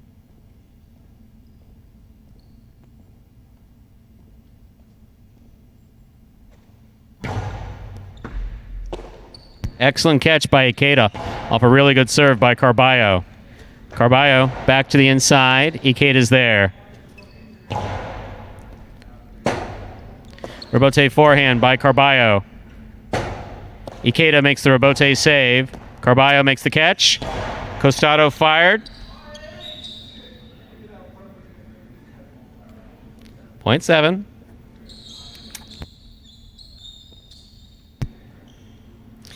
Seven is on the board with 2 points, serving to post 1. Here's Anderluck.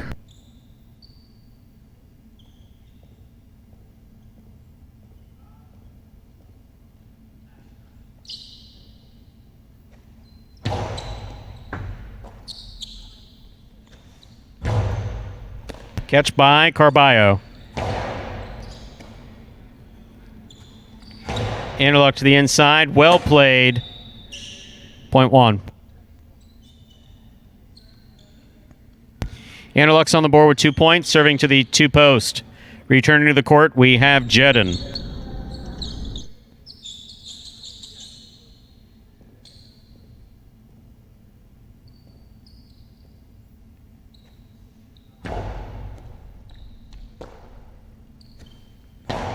It's a nice backhand to the inside, thrown by Jedin. Rebote left side, fired by Jedin. Great catch by Anderluck. Jedin with a tip ball at the 9 line, 0.1. One on the board with 4 points, serving to post 4. Bueno.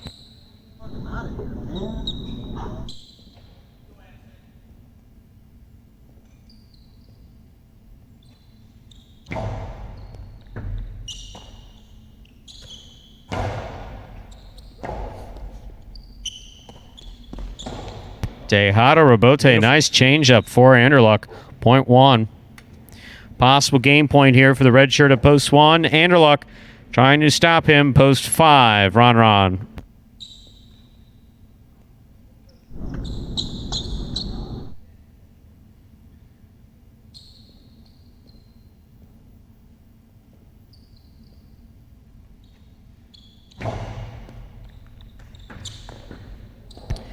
Point in game, post 1, Anderluck. No playoff here, 3 places, 7 shows. Unofficial order of finish, 1-3-7.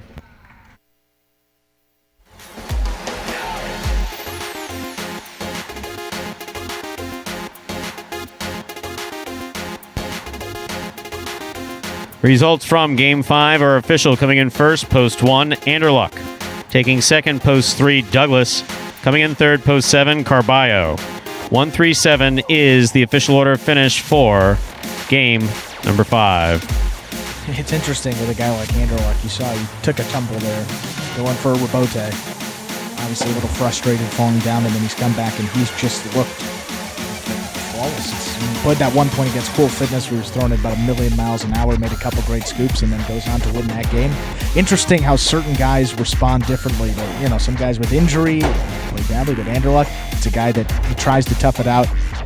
One of the grittiest players on this roster, the Bulldogs we talked about, and third win of the week for him, and he's hanging with those late game guys that there's a middle part of the season there. It was a lot of Ron and Douglas, but starting to see this week and last week a little more too. Anderluck's Ben was starting to win some. Bueno was sneaking in there. Carballo, Ikeda playing well. So these games are getting tougher and a lot more competitive, and it's really good to watch. Absolutely. 1-3-7 is the official order of finish. $2 Quinella, 1-3. 1660. That's first and second in any order. Trifecta, 1-3-7, 325, 40. $2 wagered on 1 to win. $21.20. Up next, ladies and gentlemen, is game number 6. It's a spectacular 7 singles match. It's played to 7 points. Points will double after the first round of play.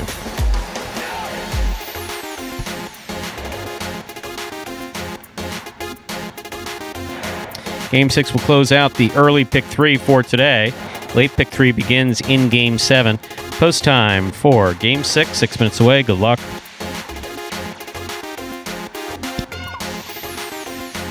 And you see those will pays up there for that early pick 3, 1-1. It looks like over $200, $260. The lowest up there on the board for that pick 3, all 3 out of 3 numbers. No consolations here today with those low numbers, the first 2. And we'll see the final number there coming up in game number 6. But first, we got a couple minutes till we get there. And for those new fans who may have missed this explanation video at the top of the program, well, here it is again that explains, in simple terms, how Jai-Alai is played. The main rule of Jai-Alai is simple. Players must catch and return the ball in one fluid motion. Sounds easy enough, right? So how do you win? You can win a matchup simply if your opponent overserves, underserves, or serves the ball out of bounds. On the flip side, your opponent wins the matchup if the serve is so good that you fail to catch and return the ball to the front wall. If your opponent fails to catch the ball before it bounces twice on the ground, or if your opponent's cesta makes contact with the ball but doesn't catch it, then, in both of those cases, you win the matchup. You can also win a matchup if the ball bounces around in your opponent's cesta during an attempted catch. This is called juggling, and it's illegal in Jai-Alai. Another way to win a matchup is if your opponent throws the ball and it lands out of bounds on its return from the wall. The overall game strategy for a Jai-Alai player is to make it difficult for an opponent to reach the ball in time or to execute a rebuttal play.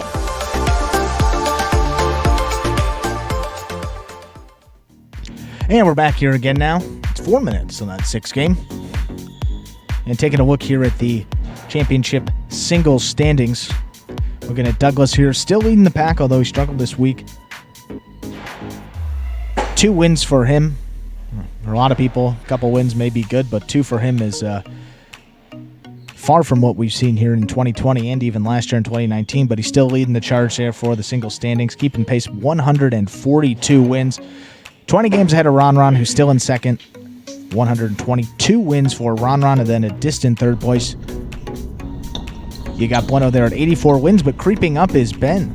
Ben now at 79 wins, 5 games behind Bueno for third place overall. And then outside of that, El Barba's been flying up those standings. He's at 68 wins, and he's in the top 5 of the standings for the first time in a while there. Surpassed Tennessee, Ikeda, and Jeddah, and is now in a solo 5th place. So if El Barba can keep this up in these early games, you got Ben right on Bueno's heels as well. That third place spot in the single standings, that could be interesting with just about 2 months left in the season. There's plenty of games to make it interesting, and these guys just got to play and execute, and we'll see who ends up taking that third spot. But it looks like Douglas, Ron, 1-2.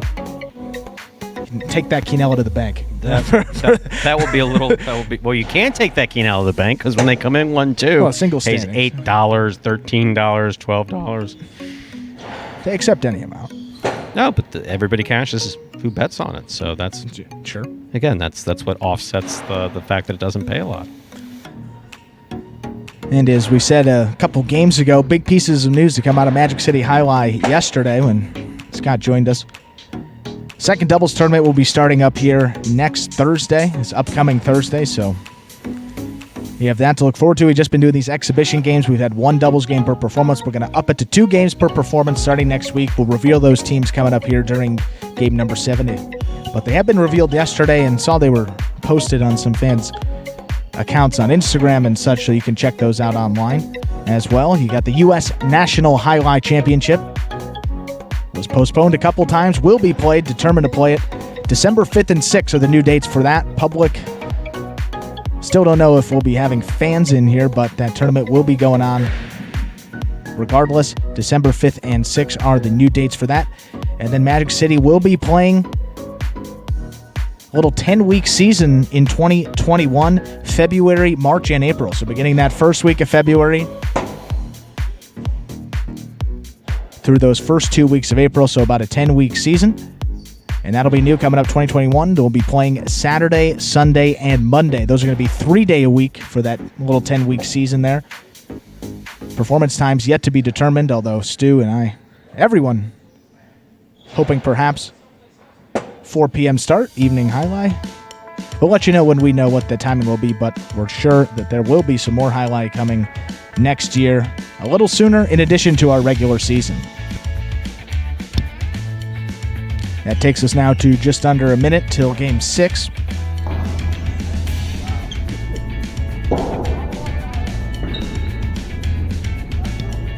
We're talking about that 10-week little short season. Oh, 0. It's going to send it over to you, Stu, but I see 0 minutes on the clock. We'll play Game 6 first. This is Game 6, a spectacular 7 singles match, played to 7 points, points double after the first round of play. This will close out the early pick 3 for today. Serving in the red shirt at post 1 is Bueno. Receiving blue at post 2, Anderluck.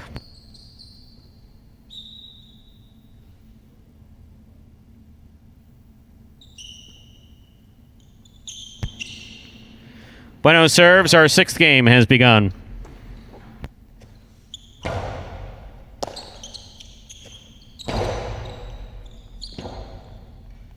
Rotate forehand by Anderluck. Missed at the side wall by Bueno, point 2. Anderluck first up on the board in our 6th game. That'll bring to the court the white shirt at post 3. Here's Douglas.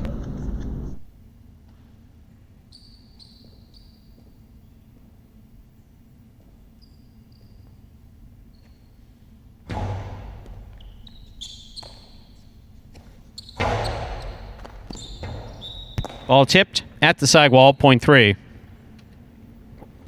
He will serve to the green shirt at post 4, Ben.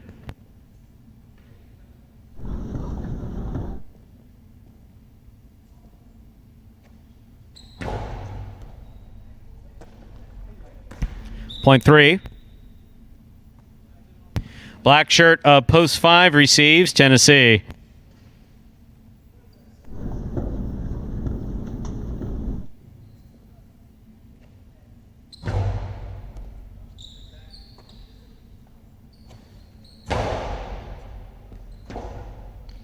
Robote left side to the inside.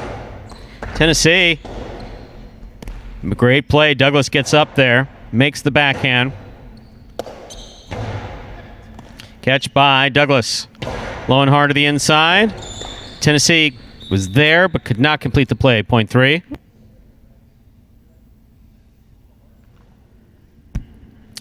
Three on the board with 3 points. Here's post 6. Ikeda receives.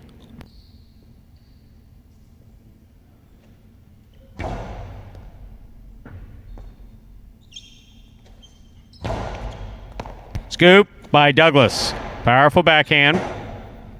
Robote forehand by Ikeda. Catch by Douglas. Great catch by Ikeda. Douglas left side to the inside.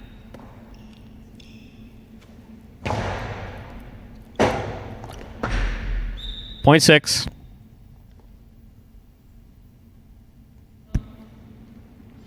That'll bring to the court the pink shirt of post 7. Receiving is Ron.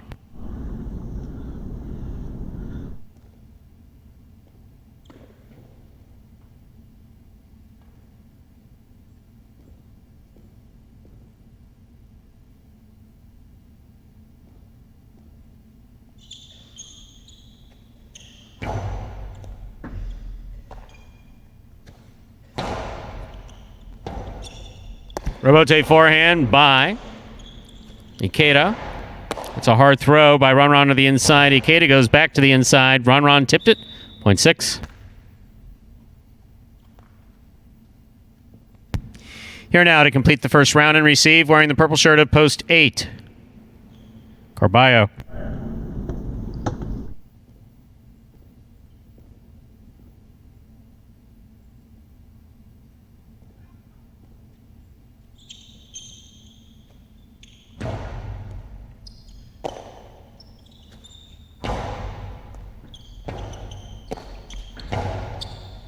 Scoop attempt missed. He's going to try to make the Robote. Just didn't get there. Point 6. Ikeda's on the board with 3 points in this matchup. He will serve to post 1, Bueno. That completes the first round of play. All matchups are worth 2 points now through the end of the game.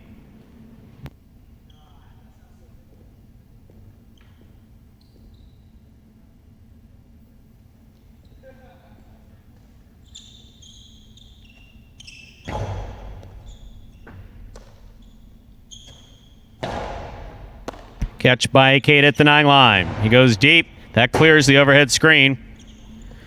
Bueno missed the forehand rebote, point 6. Straight points to a possible game point for the yellow shirt of post 6, Ikeda. Trying to stop him, post 2, Anderluck.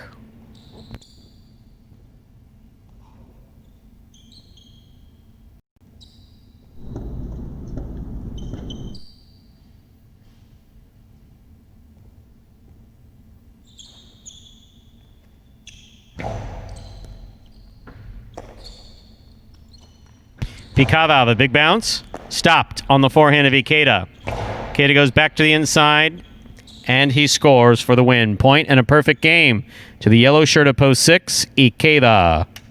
6 wins it, 3 places, 2 shows. Unofficial order finish, 6-3-2.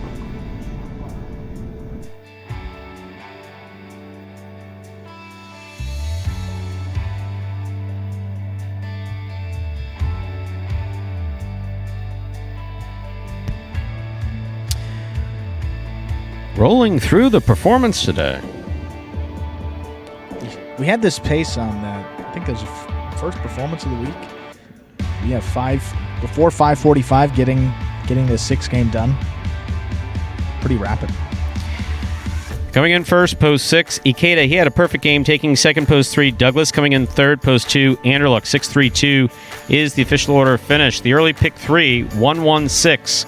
3 of 3 numbers returning $656. The $2 Quinella, that's first and second in any order, $35.60. The trifecta, 6-3-2, $175.60. $2 wagered on 6 to win, returns $10.80.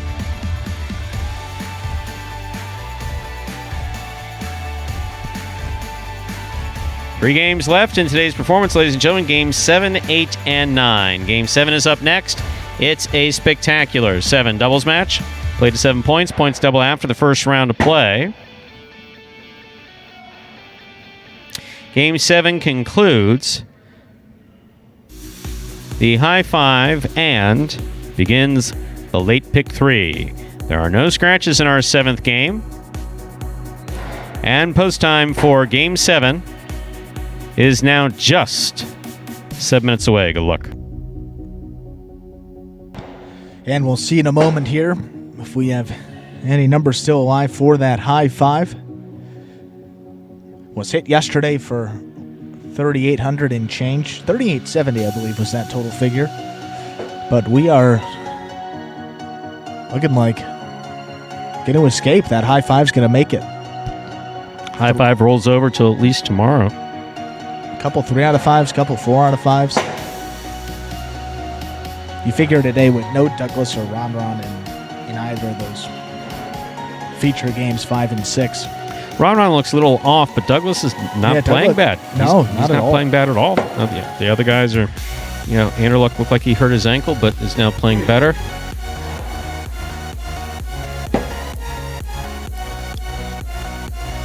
If you were looking up and you just saw what Ikeda did, that's the fault in his game. What? He took his when I say taking his eye off the ball, it's not a guess. Certain players have certain things that they do repetitively. Yeah. It's a mistake. Now with Ikeda, he's been playing for longer than we've been training people. I saw him do it when he was playing at Calder. At Miami is a completely different story. That was his experience there was different. But then when he was in the practices here, the ball will be coming to his forehand, and he turns his head like he just did there. He turns his head almost like to scope out. So literally, as opposed to following the ball into his cesta, he turns his head to the left just before the ball makes contact with the cesta and will wind up missing the ball. Yeah. It's a very common error is seeing that you're about to catch the ball and thinking about your throw ahead of time. That's one of the most common mistakes that's made at all levels of highlight, including the top levels of highlights, thinking about the throw before you make the catch. Remember that there are 2 distinct processes. But with Ikeda in particular, he doesn't, it's a habitual problem, but it doesn't happen all the time. But it is a bit of a habit. This He's got beautiful posture. He's got good strength on both sides. He's got good court positioning. But he'll take his eye off the ball at the last second when he winds up missing a lot of easy forehands. Yeah, it's interesting because sometimes it looks like he's actually making eye contact with us back through the glass. So you literally can see his eyeballs, and we're making a catch and you're scooping it. That's sometimes you got to be right on, as you said. It's just a game of inches, and inches make all the difference there with the catch. But he's been playing well. Look, I mean, he's certainly found some here this week. After he came back weeks 19, 20, 21, a lot of Douglas and Ron, but here Ikeda certainly seems to have found it. 4 wins, 3 places, and 3 shows. So 10 in the money finishes for him. That's the most. Have you announced the doubles pairings for next week? Most he's got in a while. Let's get into it. Well, yes, we started talking about Ikeda, and I think that was a good point. So we have our second, what would have been our third, but, COVID is just the gift that keeps giving in 2020. So we had to eliminate the second. Had to eliminate the second singles doubles championship. So we have the doubles championship coming up next Thursday. We'll run through the end of the year. $10,000 for first place, $5,000 for second, and the teams are. First team, we have Douglas and Asier. We got Kubala and El Barba, Tennessee and Bueno, Ben and CRB. You have Ron with Juice, Bradley with Jedden, Carballo and Diaz, Ikeda and Cool Fitness, and then finally, 9th pairing, Anderluck and Vuelo.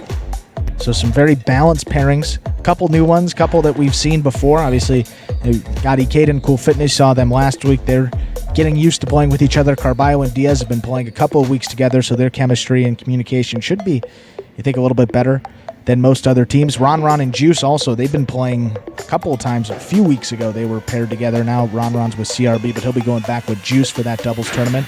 Ben and CRB, that's an interesting pairing. Ben playing in the backcourt, CRB up in the front, progressing at a good rate.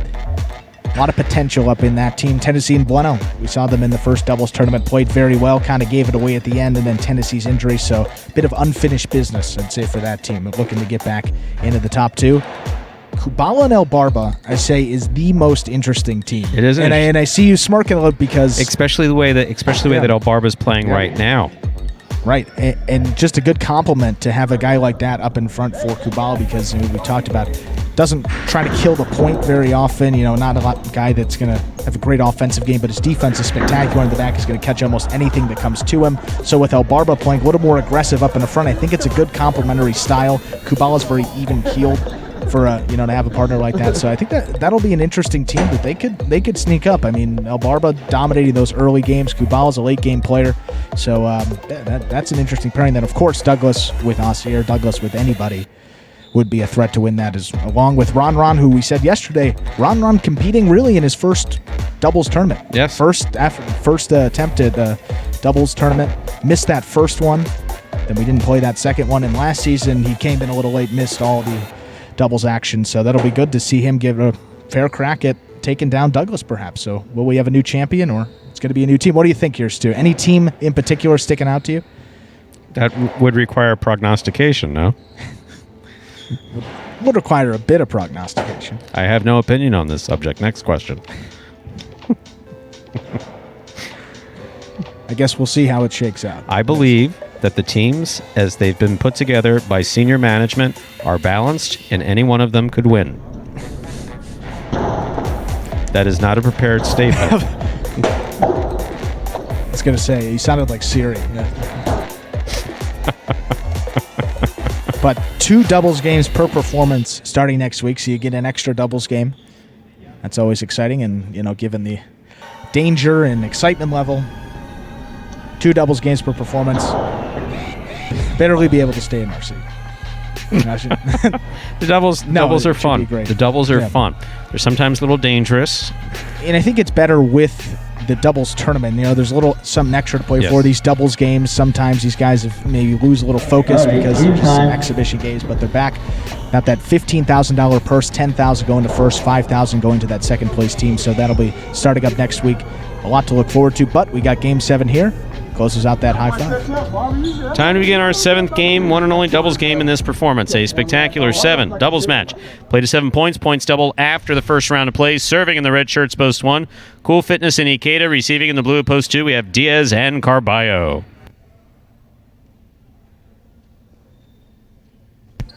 Cool Fitness serves. Game 7 has begun. Ikeda from the forehand. Hard to the inside. Excellent catch. Almost. By Carballo. Juggled, dropped. Point 1. Fitness and Ikeda first up on the board in our 7th game. That'll bring to the court the white shirts of Post 3, CRB, and Ranran.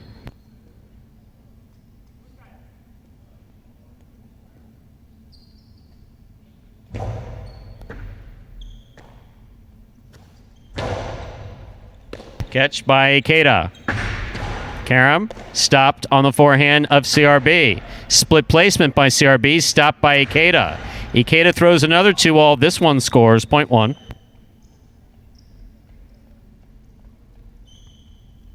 Green shirts of Post 4, Assier and Douglas receive.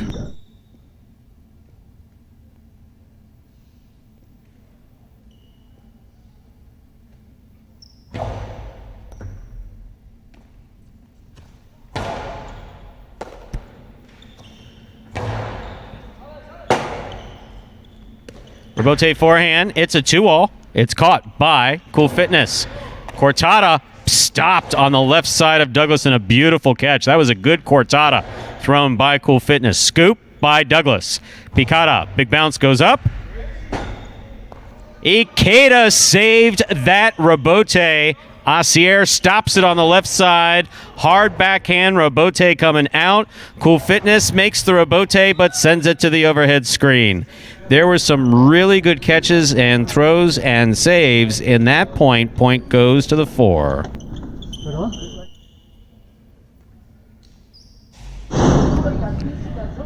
Black shirts of Post 5, Bueno and Tennessee receive.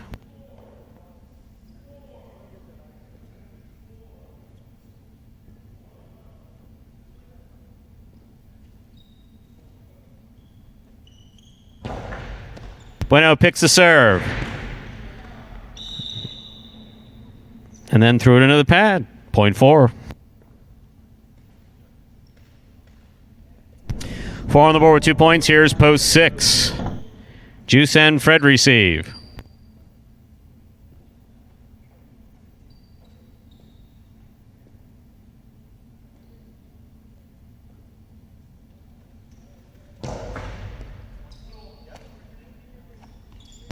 Forehand by Fred.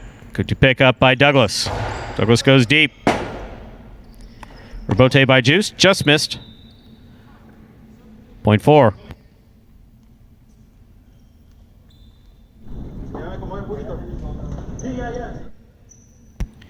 Four on the board with 3 points. Here's Post 7. In this matchup, Assier will serve to El Barba and Anderluck.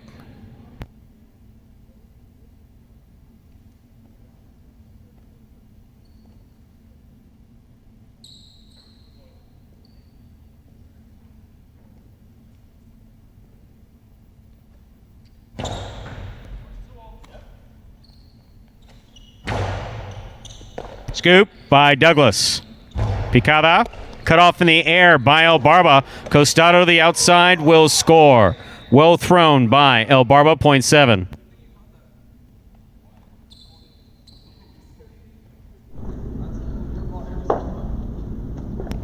Here now to complete the first round and receive. Purple shirts of Post 8, Jedden and Ben.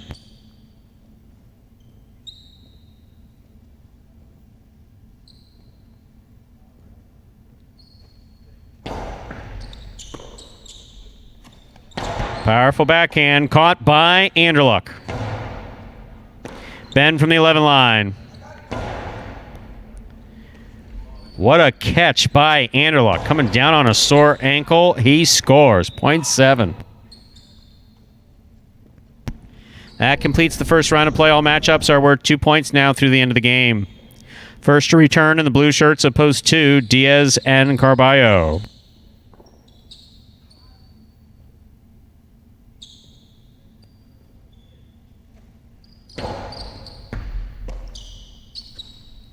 Big backhand by Carballo. Carballo comes in, shoots it outside where it scores. Point 2.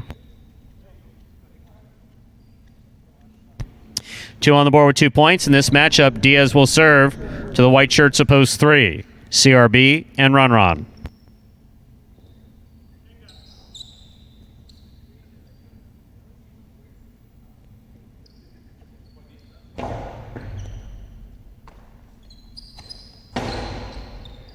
Scoop on the forehand of Carballo. A carom follows that stays in and scores, literally thrown from behind the 13 line. Well played by Carballo, point 2. Here's post 1, Cool Fitness and Ikeda.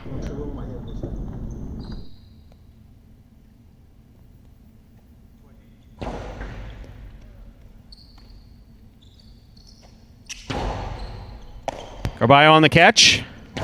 There's a hard throw, caught by Ikeda. Ikeda to the inside. Robote forehand saved by Carballo. It actually passes. Carballo on the catch.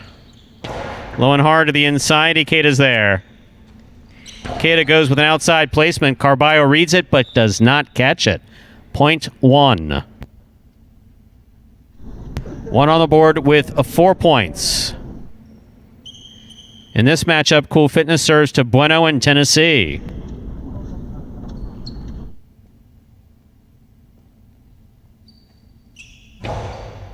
Bueno picks the serve. Sends it deep. Robote. Just missed. Point 5.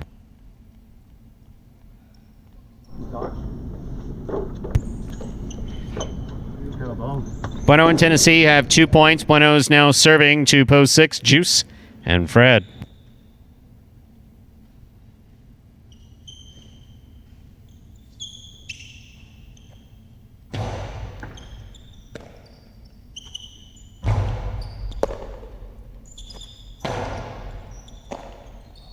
In and out of the cess of the ball goes. Point 5. 5 on the board with 4 points. Here's post 4. Returning, we have Osceola and Douglas.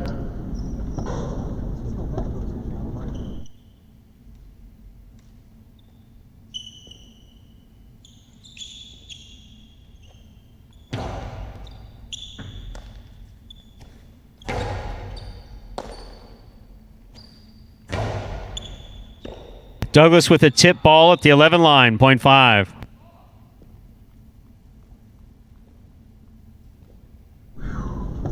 Possible game point for the black shirts at post 5. Bueno in Tennessee trying to stop them. Post 8, Jedden and Ben.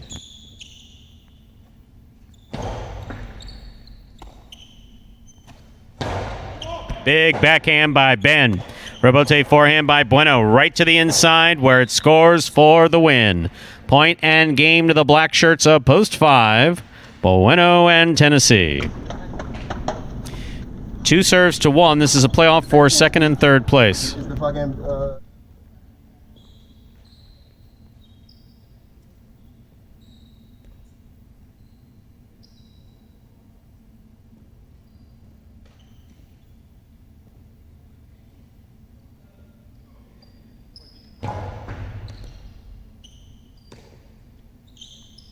Ikeda, strong from the forehand. Caught by Carballo. Carballo goes deep. Caught by Ikeda. Ikeda hard to the inside. Carballo is there. No. No Dejadas from the 13 line, 12 line, whatever the hell it was. Point and place, 2 posts 1, 2 shows. Unofficial order finish. 5-1-2.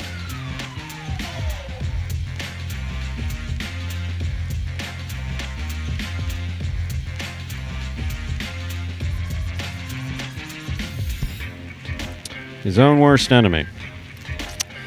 Okie dokie. 5-1-2 is the official order finish for Game 7. Coming in first, post 5. Bueno in Tennessee taking second, post 1. Cool Fitness and Ikeda coming in third, post 2. Diaz and Carballo, 5-1-2. The official order finish for Game 7. We'll have your prices up in a moment. You don't throw Dejadas. I don't care where the guys are standing. You do not throw a Dejada from the 12 line. You just don't do it. In doubles? No need. You just don't. Especially not in doubles. I mean, they're like no's and nevers. That's like a never. That is the frustrating thing with Carballo. He does so many things so well. And he has an idea. He has an idea of how to play the game. He just pulls that crap, and it's just frustrating. $1 Quinella 1-5. That's first and second in any order, $62.20. Trifecta 5-1-2. That's first, second, and third place finishing, $563.40. The high five, 6-1-1, 6-5, 4 of 5 numbers, returning $281.80. $2 wagered on 5 to win, $18.80. Up next, Game 8, a spectacular 7 singles match. Play to 7 points. Points double after the first round of play. Game 8 is a Spec 7. Game 9 is a Spec 9. 2 games left in today's performance. 1 7-point, 1 9-point. Post time for Game 8 is now just about 7 minutes away.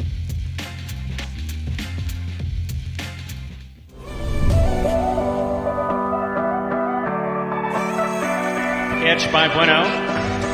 Carom by Bueno. Caught by Elbarba.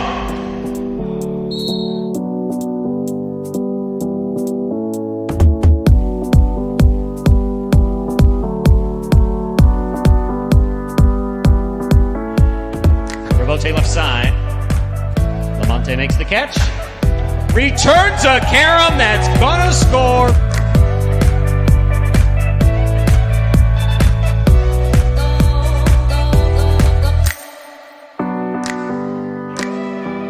Tight to the inside. Rebote comes out. Diaz sends that just under the overhead screen. High bouncer comes Assier just in front of the 11 line. That's a long Carom. That one will score.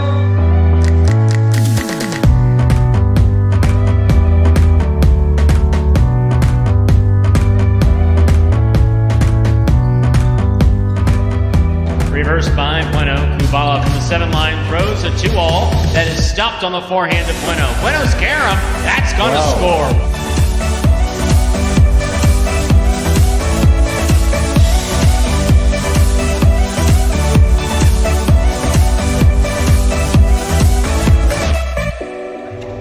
Wow.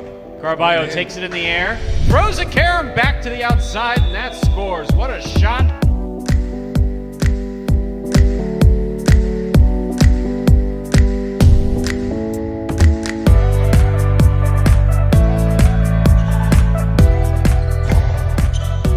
Douglas on the right side. Sidearm, Carom opens up beautifully.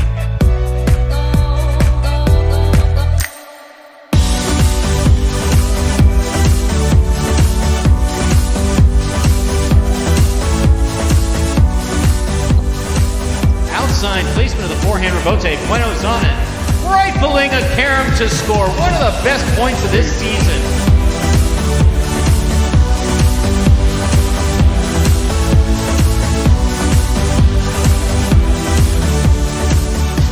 Ragley from the 10 line. Over the top to the inside. Kubala's there.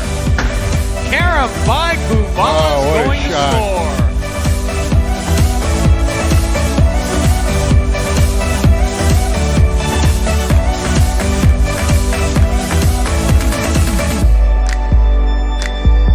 By Ron.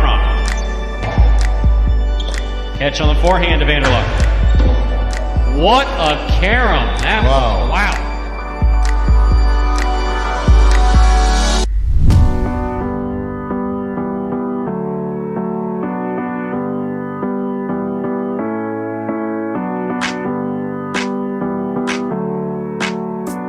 Reverse. Caught by Ron. 2-all by Ron. Caught by Douglas. Carom by Douglas. Wow.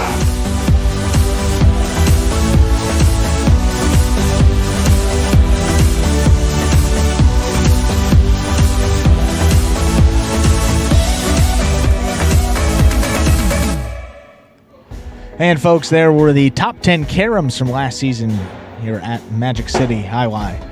Now 2-minute warning till we get into game number 8 here. I see that's the look of prognostication. Hadn't done it today. No, you haven't. You want to make a pick? Late game pick in game 8? They're all warm. Is this the one where Douglas gets it? I never picked Douglas, so maybe that's a bad sign that I'm all Look at the color of his shirt. Has he won a game yet? I want you to factor these things into your thought process. Blue, no. So I think we got a pretty good shot here. You got Ron in the 7, and that's the difficult thing with this game is Douglas has got a lot of points until he gets to Ron. So he may win. He's going to win 5. I'm not asking if he's going to win perfectly. It's who's going to come in first. You can look at everyone else. I mean, look. We're going to stick with Douglas. Jedden, good post position, red at post 1, but later games and late games have been tough for him. Yeah. Great Rabote, Douglas has looked pretty good today. Just hasn't gotten up on the board. Carballo, if he can just... He could play brilliantly. He could run this game out straight, or he could throw 3 into the pad while trying to make Tejadas from the 13 line. Who knows? Anderluck's been playing very well. He's obviously very serious. And Ikeda, too. Ikeda's got that 5 post, which is kind of stuck in the middle there, but he's played great this week, so... This is a very tough game to handicap. Yeah. It is, but if I'm leaning... which I'm not, because I do not prognosticate, but you do. So if you were leaning, you're going to lean I'm leaning to the blue post 2, Douglas. The blue post 2, Douglas to win this game. All right, that's reasonable. And I like your logic. It's one of those things that's hard to not cover, where you got that, what's been happening with his play, overdue by a lot. Well, this is one of the problems that, it's good to have, like late games at Miami Highline in the 80s and 90s. You have Michelena and Ara playing against each other, and you're like, who do you leave out? Who do you leave out? Yep. Who knows? Time to begin our 8th game. It's a spectacular 7 singles match. It's played to 7 points. Points will double after the first round of play. Serving in the red shirt of post 1 is Jedden. Receiving in the blue of post 2 is Douglas.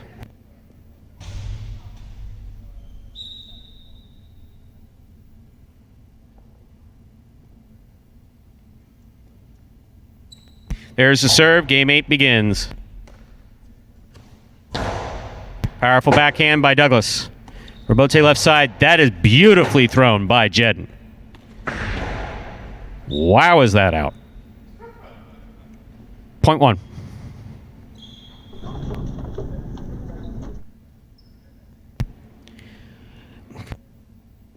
Here's the white shirt of post 3, Carballo.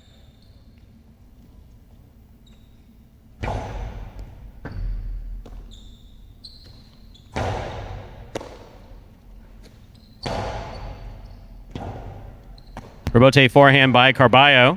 Jedden's there. Jedden goes hard to the inside. Here's Carballo. Strong backhand. Clears the overhead screen. Is going all the way. Not quite a home run, but Rabote landed back down between the 2 and 3 line. Point 3. Here's the green shirt of post 4, Anderluck.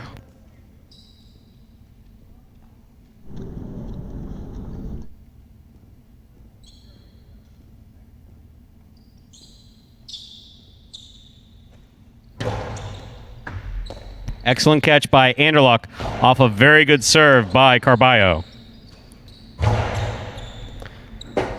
Scoop attempt was tipped.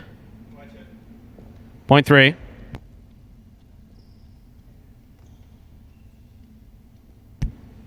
Black shirt of post 5 receives. Here's Ikeda.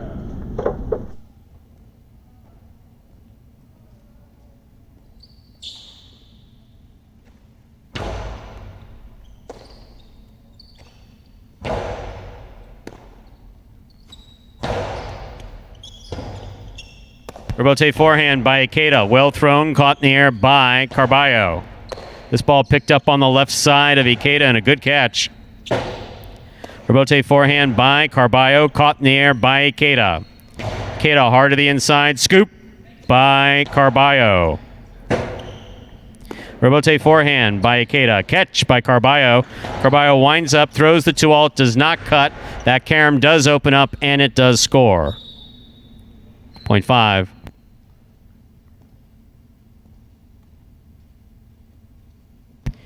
Here's post 6, the yellow shirt.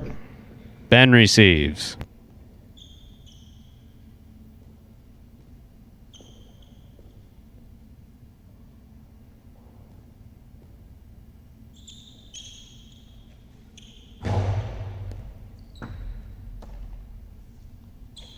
Ben throws it hard from the forehand. Ikeda, forehand Rabote. Catch by Ben.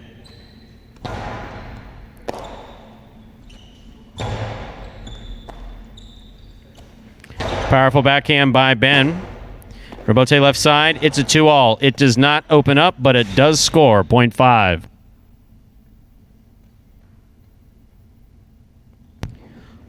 That'll bring to the court the pink shirt of post 7. In this matchup, we have Ikeda serving to Ron.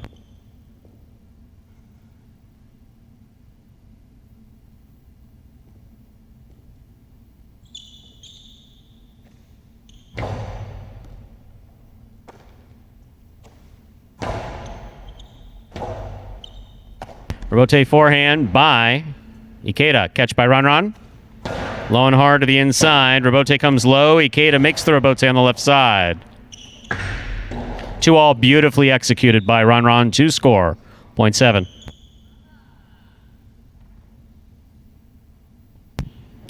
Here now to complete the first round and receive, wearing the purple shirt of post 8, Bueno.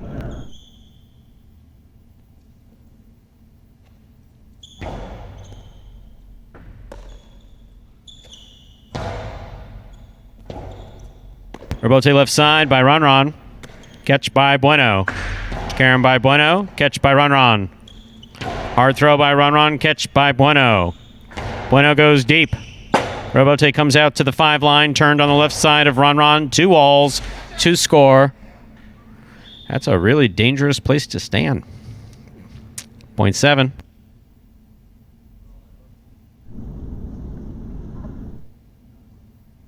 First round's complete. All points are now all matchups are now double. First to return, post 2, Douglas.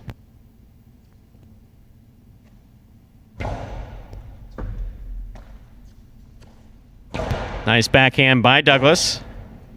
Robote forehand outside placement by Ron. What a beautiful shot. 0.7. 7 on the board with 4 points. Here's post 1, Jedden.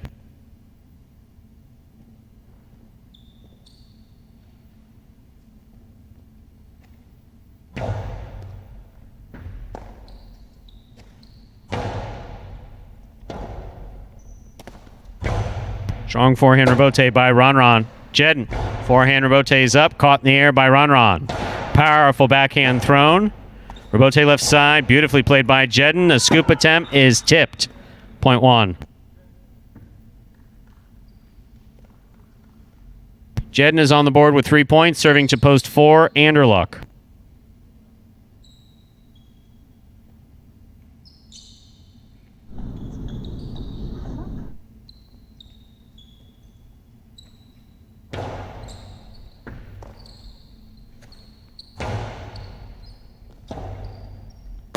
Robote 0.4.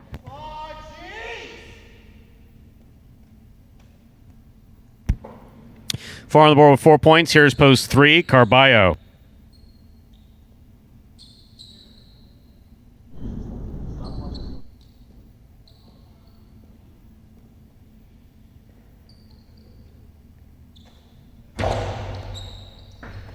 What a serve by Anderluck. I mean, that is picture perfect. 0.4.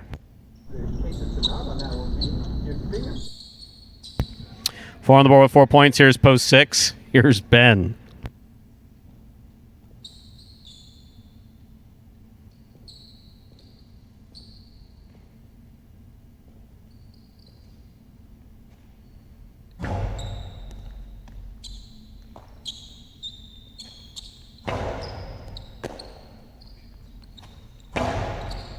Catch made by Ben. Carom by Ben did not work. Here's Anderluck. Anderluck's carom worked. 0.4. Possible game point for the green shirt at post 4. Anderluck trying to stop him. Post 5, Ikeda.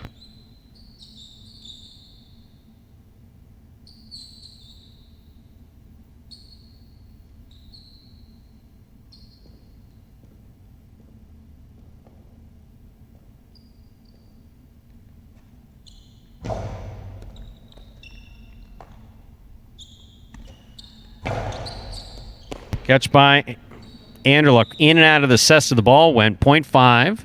Play will continue. 5 on the board with 4 points. Here's post 8. Returning, we have Bueno.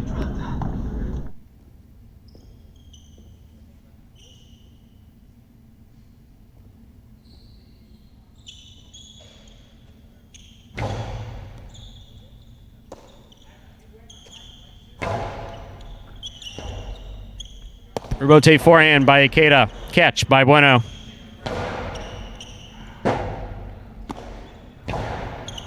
Bueno, left side.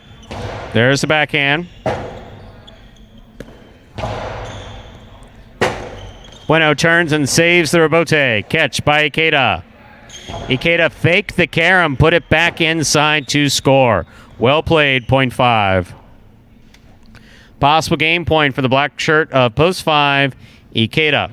On the court trying to stop him in the blue of post 2, Douglas.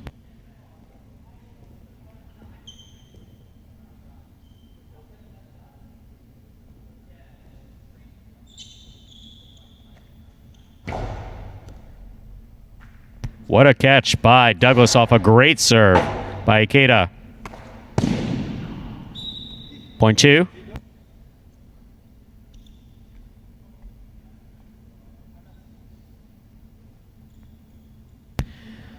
Douglas is on the board with 2 points. Here is post 7, Ron.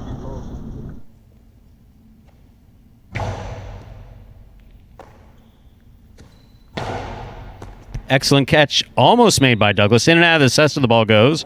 Point 7. Possible game point for Ron in the pink of post 7. Trying to stop him. Post 1. Jed.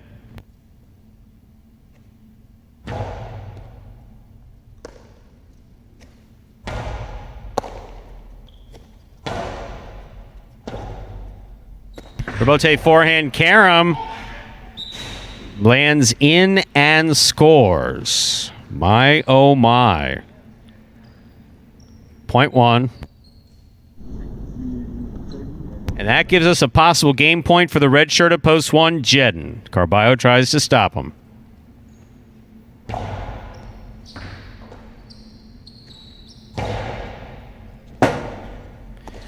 Rebote 2-all. Out of play. Point 3. Play continues. 3 on the board with 4 points. Here's post 6, Ben.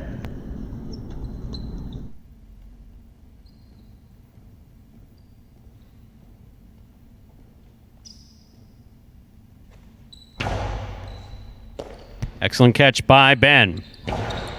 Fine catch by Carballo. Moving up aggressively. Scoop attempt missed. Rebote not there. Point 3. This is game point. This game cannot be played beyond 7 points. Carballo has 6. Anderluck has 6. 3 serves to 4 for the game.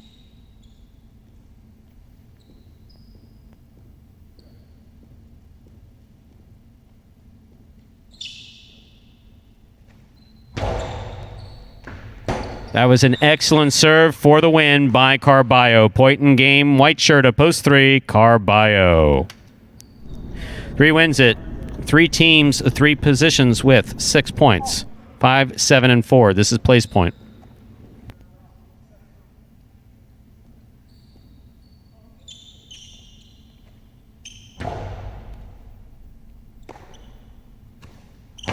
Big backhand by Ron. Ikeda turns to Rebote to the outside. That's a great catch by Ron. Excellent catch by Ikeda. Ikeda goes to the inside. Ron's there. Low and hard by Ron will score to the inside. Point and place to post 7. 4 serves to 5. This is show point.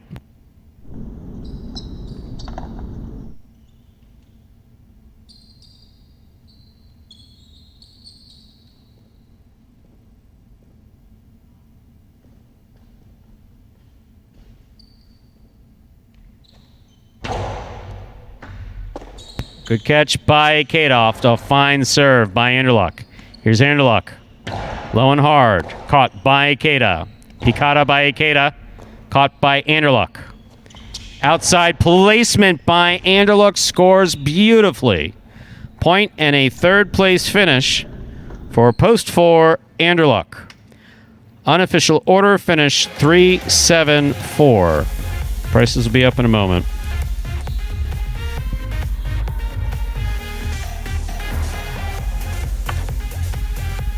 Now you see, you can go ahead and prognosticate on Game 9 because I seriously influenced your decision in that one.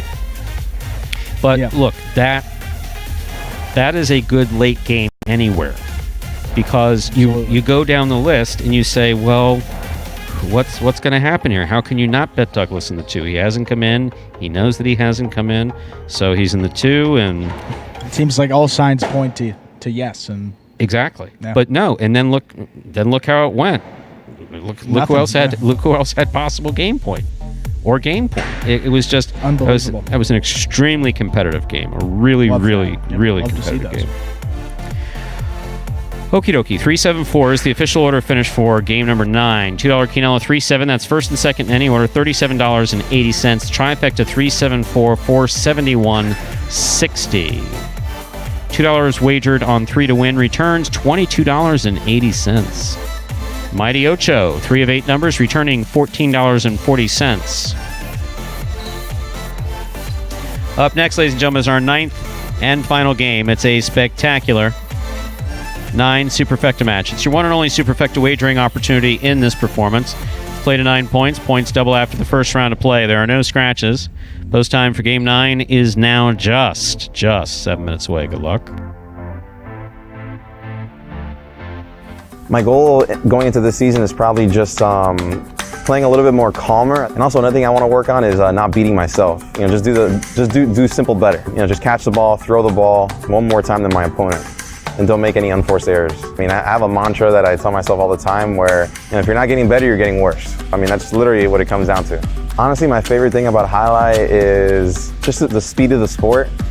My intensity, on a scale of 1 to 10, I think it's about 2,000. And Carballo there picking up the winning game at number 8 here.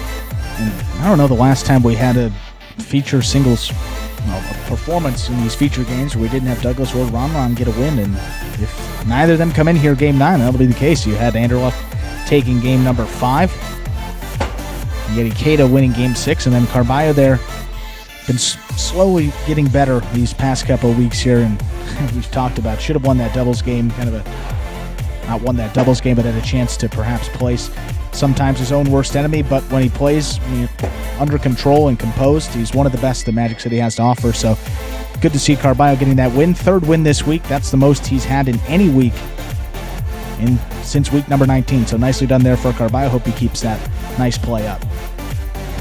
Yeah, and that takes us to just under 5 minutes, so we get into the 9th and final game of the day here. Only one performance. Of course, this 9th game is Superfecta 9-point singles match, and to explain some of the subtle differences between 7 and 9-point games, we have this video that will clear everything up for you. Take a look. Spectacular 9 singles games are played with 8 players. Each player wears a different color jersey numbered 1 through 8 on the front. These numbers are traditionally referred to as post numbers. Post numbers are used to signify the order in which the athletes will play in a game. These numbers are also used for betting purposes. Don't be confused by the numbers on the back of our jerseys. Those are just for fun. Each game begins when the player in the post 1 red jersey serves to the player in the post 2 blue jersey. The served ball must land between the 4 and 7 lines marked on the court's side wall. If the ball lands between those lines, the serve is good and play continues until one of those 2 players wins that matchup. The player who loses the matchup exits the court and waits for his next turn at the end of the rotation. It's important to note that every game has 2 rounds. The first 7 matchups in a game make up round 1. Each matchup in round 1 is worth 1 point. Round 2 refers to all matchups that take place after the 7th and final matchup of round 1. The number of matchups in round 2 varies from game to game. And in round 2, each matchup is worth 2 points. The first player to earn 9 points wins the game. And that takes us to 3 minutes from the start of the 9th game here. See those will pays for the late pick 3. Couple consolations for the 5 and the 6. Outside of that, all 3 of 3 numbers.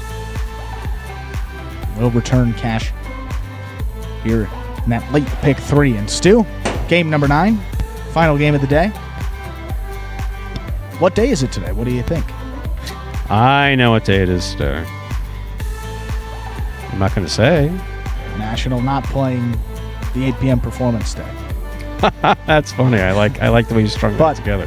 Surely. National Chess Day. Are you a chess fan? No, I'm not. Never played? Nope. I thought you were going to tell me something. That debate story really threw me for a loop. I thought you were going to say you were top 25 in South Florida growing up as a chess champion. Never had patience to learn it. Yeah, I didn't become a strategic thinker until I was an adult. There you have it. Yeah, no, I mean, honest, that's what we get. Moving into the food category of the day. People like that. National Angel Food Cake Day, so shout out to Tennessee's There's a good mom angel. and aunt. Yeah. The Angel Food Cake Battle. They're pound cakes, but I'm sure Pound- they... sorry, No, pound it's okay, cake, but yeah. I'm sure they do angel food as well. Sure. National, keeping on that, Cake Decorating Day. Think of the cake decoration. Handbag Day. Celebrate that. Satchel for the guy. I think that's what they call it. National Costume Swap Day. That's weird. Yeah, I don't like that one. National Motorcycle Ride Day. Now, here's an interesting question. There's two guys on the roster that primarily bring in the motorcycle. Tennessee and Vuelo, right? Correct. Which one would you go with? Neither. Neither. No. You don't trust Tennessee on the motorcycle? Would you not hop on the back of one? Never No. drive one? No? Nope. Do you like bikes? Like bicycles? Yeah, like bicycles. I have a funny bicycle story from a few years ago, but no reason to get into it now. It didn't end up well. Now, it's actually, for those, a couple people follow me on Facebook. It's a Facebook story from 2013, I think. Did you post it? Yeah, I whole hadn't. story? It was, whoever came up with the idea, as easy as riding a bike, was an idiot, I think it starts off with. Anyway, moving on. Moving on. Someone mentioned this. It is World Mental Health Day. That's an important I'm particularly important sensitive holiday. to that. Extremely. Yes, very much so. And the final one here, very interesting, very much off the wall. I Love Yarn Day.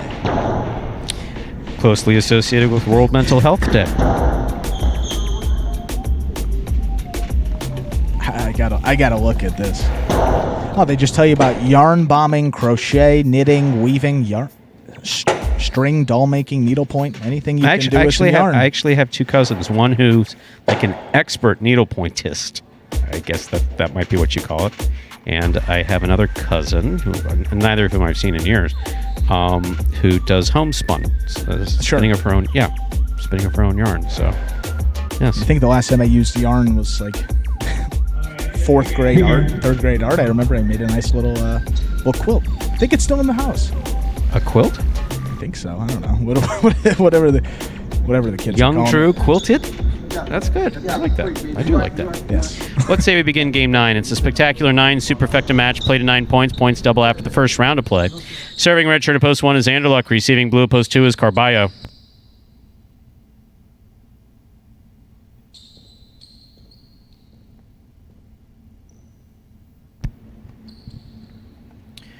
Carballo fires it in there. We begin game number 9. Point 2. Here's the white shirt at post 3, Douglas.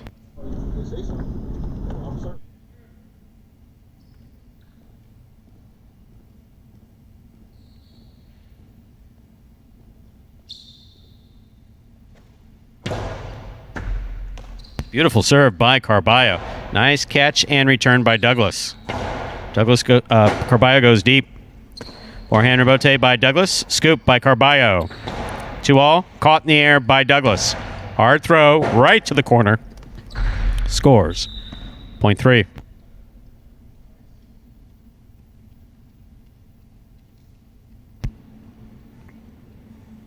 In this matchup, Douglas serves to the green shirt at post 4, worn by Ikeda.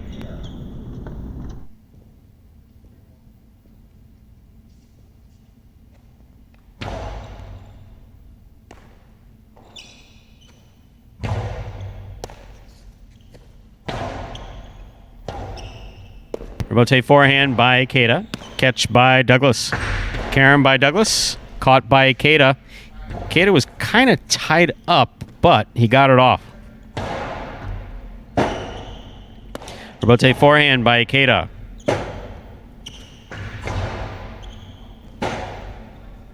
Rebote by Ikeda. 2-all. That is nicely executed by Ikeda to score. Point 4. Here is the black shirt at post 5, worn by Ben.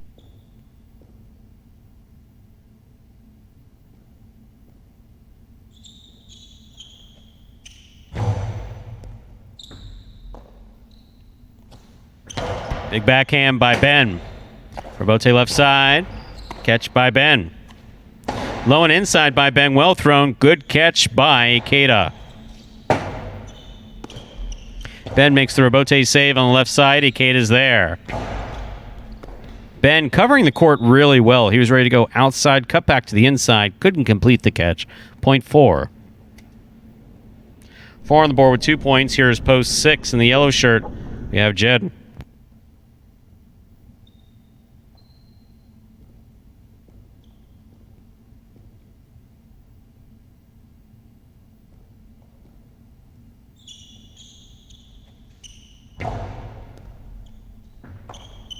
Ball tip, point 4.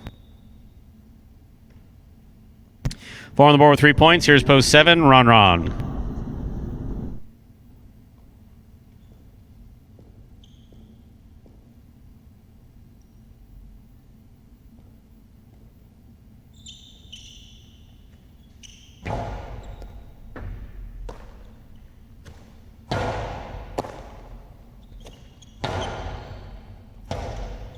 Ron, forehand rebote to pass. Ikeda, forehand rebote save. Here's Ron winding up. Mid-court placement. Ikeda on the 2-wall. The right idea, just a little too low. That hit the pad, point 7.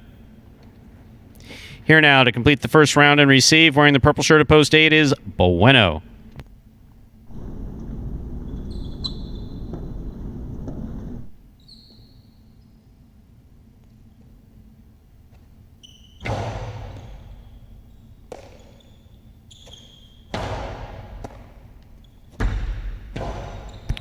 Costado 2-all scores. Point 7. That completes the first round of play. All matchups are worth 2 points now through the end of the game. First to return, the red at post 1, Andrew Luck.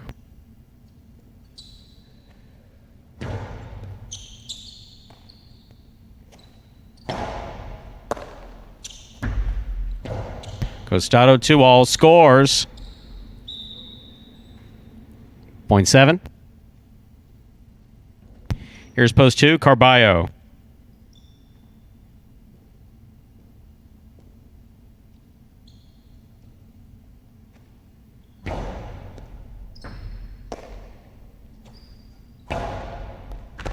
Wonderful catch by Ron on the side wall. Good catch by Carballo. Carom by Carballo opens up and scores. Well thrown. Point 2. 2 on the board with 3 points, serving to post 3, Douglas.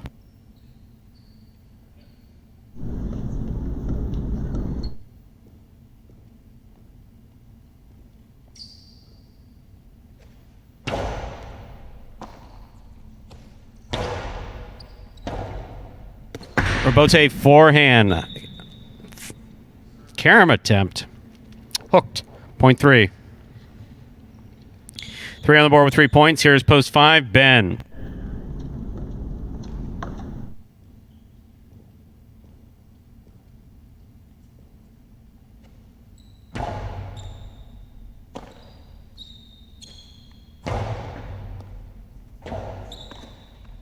Beautiful rebote to the inside. Catch by Ben. Carom by Ben. Out of play. Point 3. Douglas is on the board with 5 points, but remember 9 points needed to win a superfecta game. Here's post 6, Jed.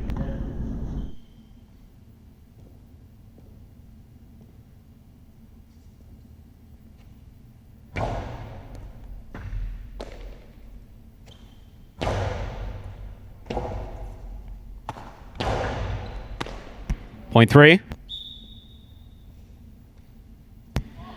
Possible game point for the white shirt at post 3. Douglas trying to stop him. Ikeda.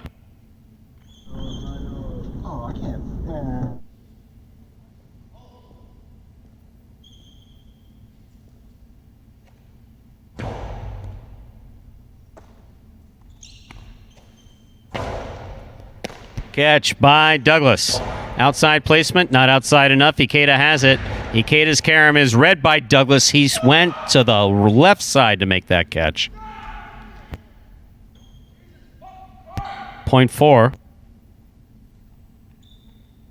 Play continues. 4 on the board with 5 points. Here's post 8, Bueno.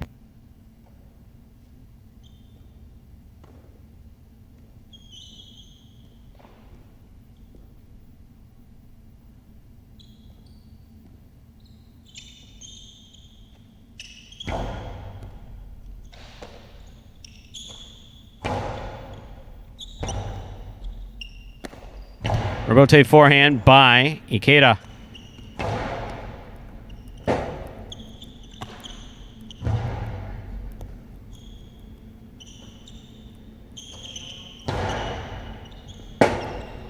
Robote left side by Ikeda. Catch by Bueno.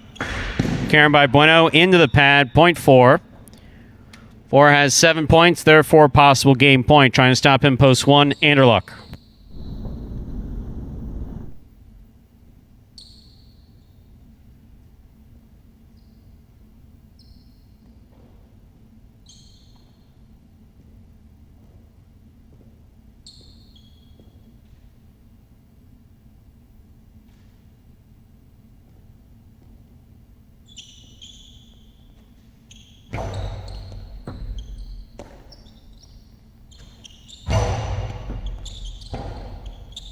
Robote forehand by Ikeda. Anderluck forehand Robote.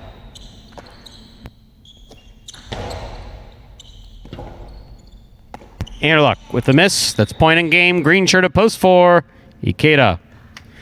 4 wins it. 3 places. 7 shows. 2 takes the quad. 4-3, 7-2. We'll have your prices up in a moment.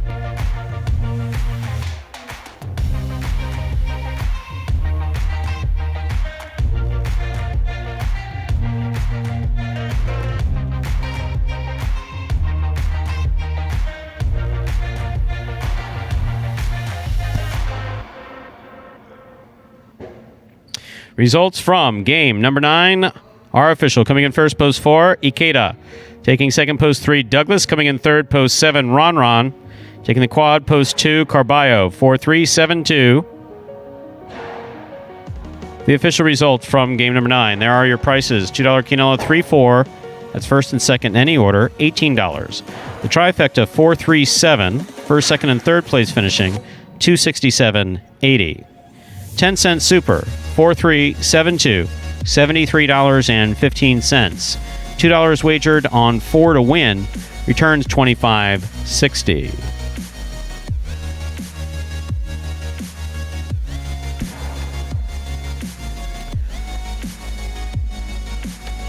So on Saturdays for the new season, I think I'm going to hold out for a 12-game performance that begins at 4 o'clock. Oh, only 3 days a week? Or 3 o'clock. We can do those 10, 12, 15. Well, no. 15 games would be too many. But a 10 to 12 game performance, if everybody's healthy. Yeah. If everybody's healthy, with several doubles games in it. And also some of those doubles games, I'm gonna hold out for this. I'm saying it here publicly. I want those doubles games to be 9-point. I want them to be 9-point games. They're competitive. Yeah. And I think we should give an additional 2 points to really make you earn that win. Absolutely. Make it a little more competitive, make it tougher. Absolutely. I mean, we know Scott likes to hand out. We know Scott likes to hand out money. $5,000 here for the high five. $10,000 if you win in doubles. You know, the singles Oprah championships. Of the pari-mutuel industry. Yes, I have a difficult time making that comparison. But no, in the doubles, I think our doubles games they can be over with pretty quickly. I think I think doubles is better suited for superfectas myself. It's a 9-point game, $10,000 on the line. Perhaps we'll test it out this next and turn. And you can have two superfectas in a game, not a problem. No law against it. No rule against it. Definitely no rule against it. It's not one of the 14. See, I could always make a mistake. I could always accidentally put them in the program as 9-point games for next week. Are they really? I could make that mistake. Nothing we can do on Thursday. Oh well, yeah, but mutuals wouldn't be set up for it. Yeah, so now they're all over it. So exactly. No, you played your hand a little early. No, exactly. No, if you're thinking about doing something outside of the rules, be honest about it. I know that doesn't make any sense, but it is my approach to life. Sure. Would you like to know what I'm thinking? Here's exactly what I'm thinking. No, but I am serious. I do think we should probably look into making our doubles games going into next year. This year, I think we're fine with 7-point, whatever. But I think going into next year, I think doubles, we should be looking at superfecta games. No, I still got to negotiate my deal, so perhaps I'll try to get that in there for you. A little stew clause. Yeah, that's your way of saying you already signed your deal and whatever. Me, I didn't even know I had executed that deal. I didn't agree to that. Alrighty. Got anything else? That's it. Tomorrow. We'll see you tomorrow. That, ladies and gentlemen, will do it for this Saturday afternoon performance of Live Jai-Alai in the Magic City on the Jai-Alai Channel. We're glad that you chose to join us this afternoon and invite you to join us again tomorrow when we'll play 9 more action-packed games at 12 p.m. We do hope you enjoyed today's Jai-Alai action at Magic City. Please like and subscribe to the Jai-Alai Channel on YouTube if you've not done so already, and let us know your thoughts and any questions you might have in the live chat while we're playing. On behalf of the players, staff, and management of Magic City Jai-Alai, we do thank you for joining us today and hope you'll join us again at 12 p.m. tomorrow. Don't forget Dania Jai-Alai, our friends over at Dania Jai-Alai, playing an evening performance this evening. So goodbye till we can see you back here at Magic City Jai-Alai.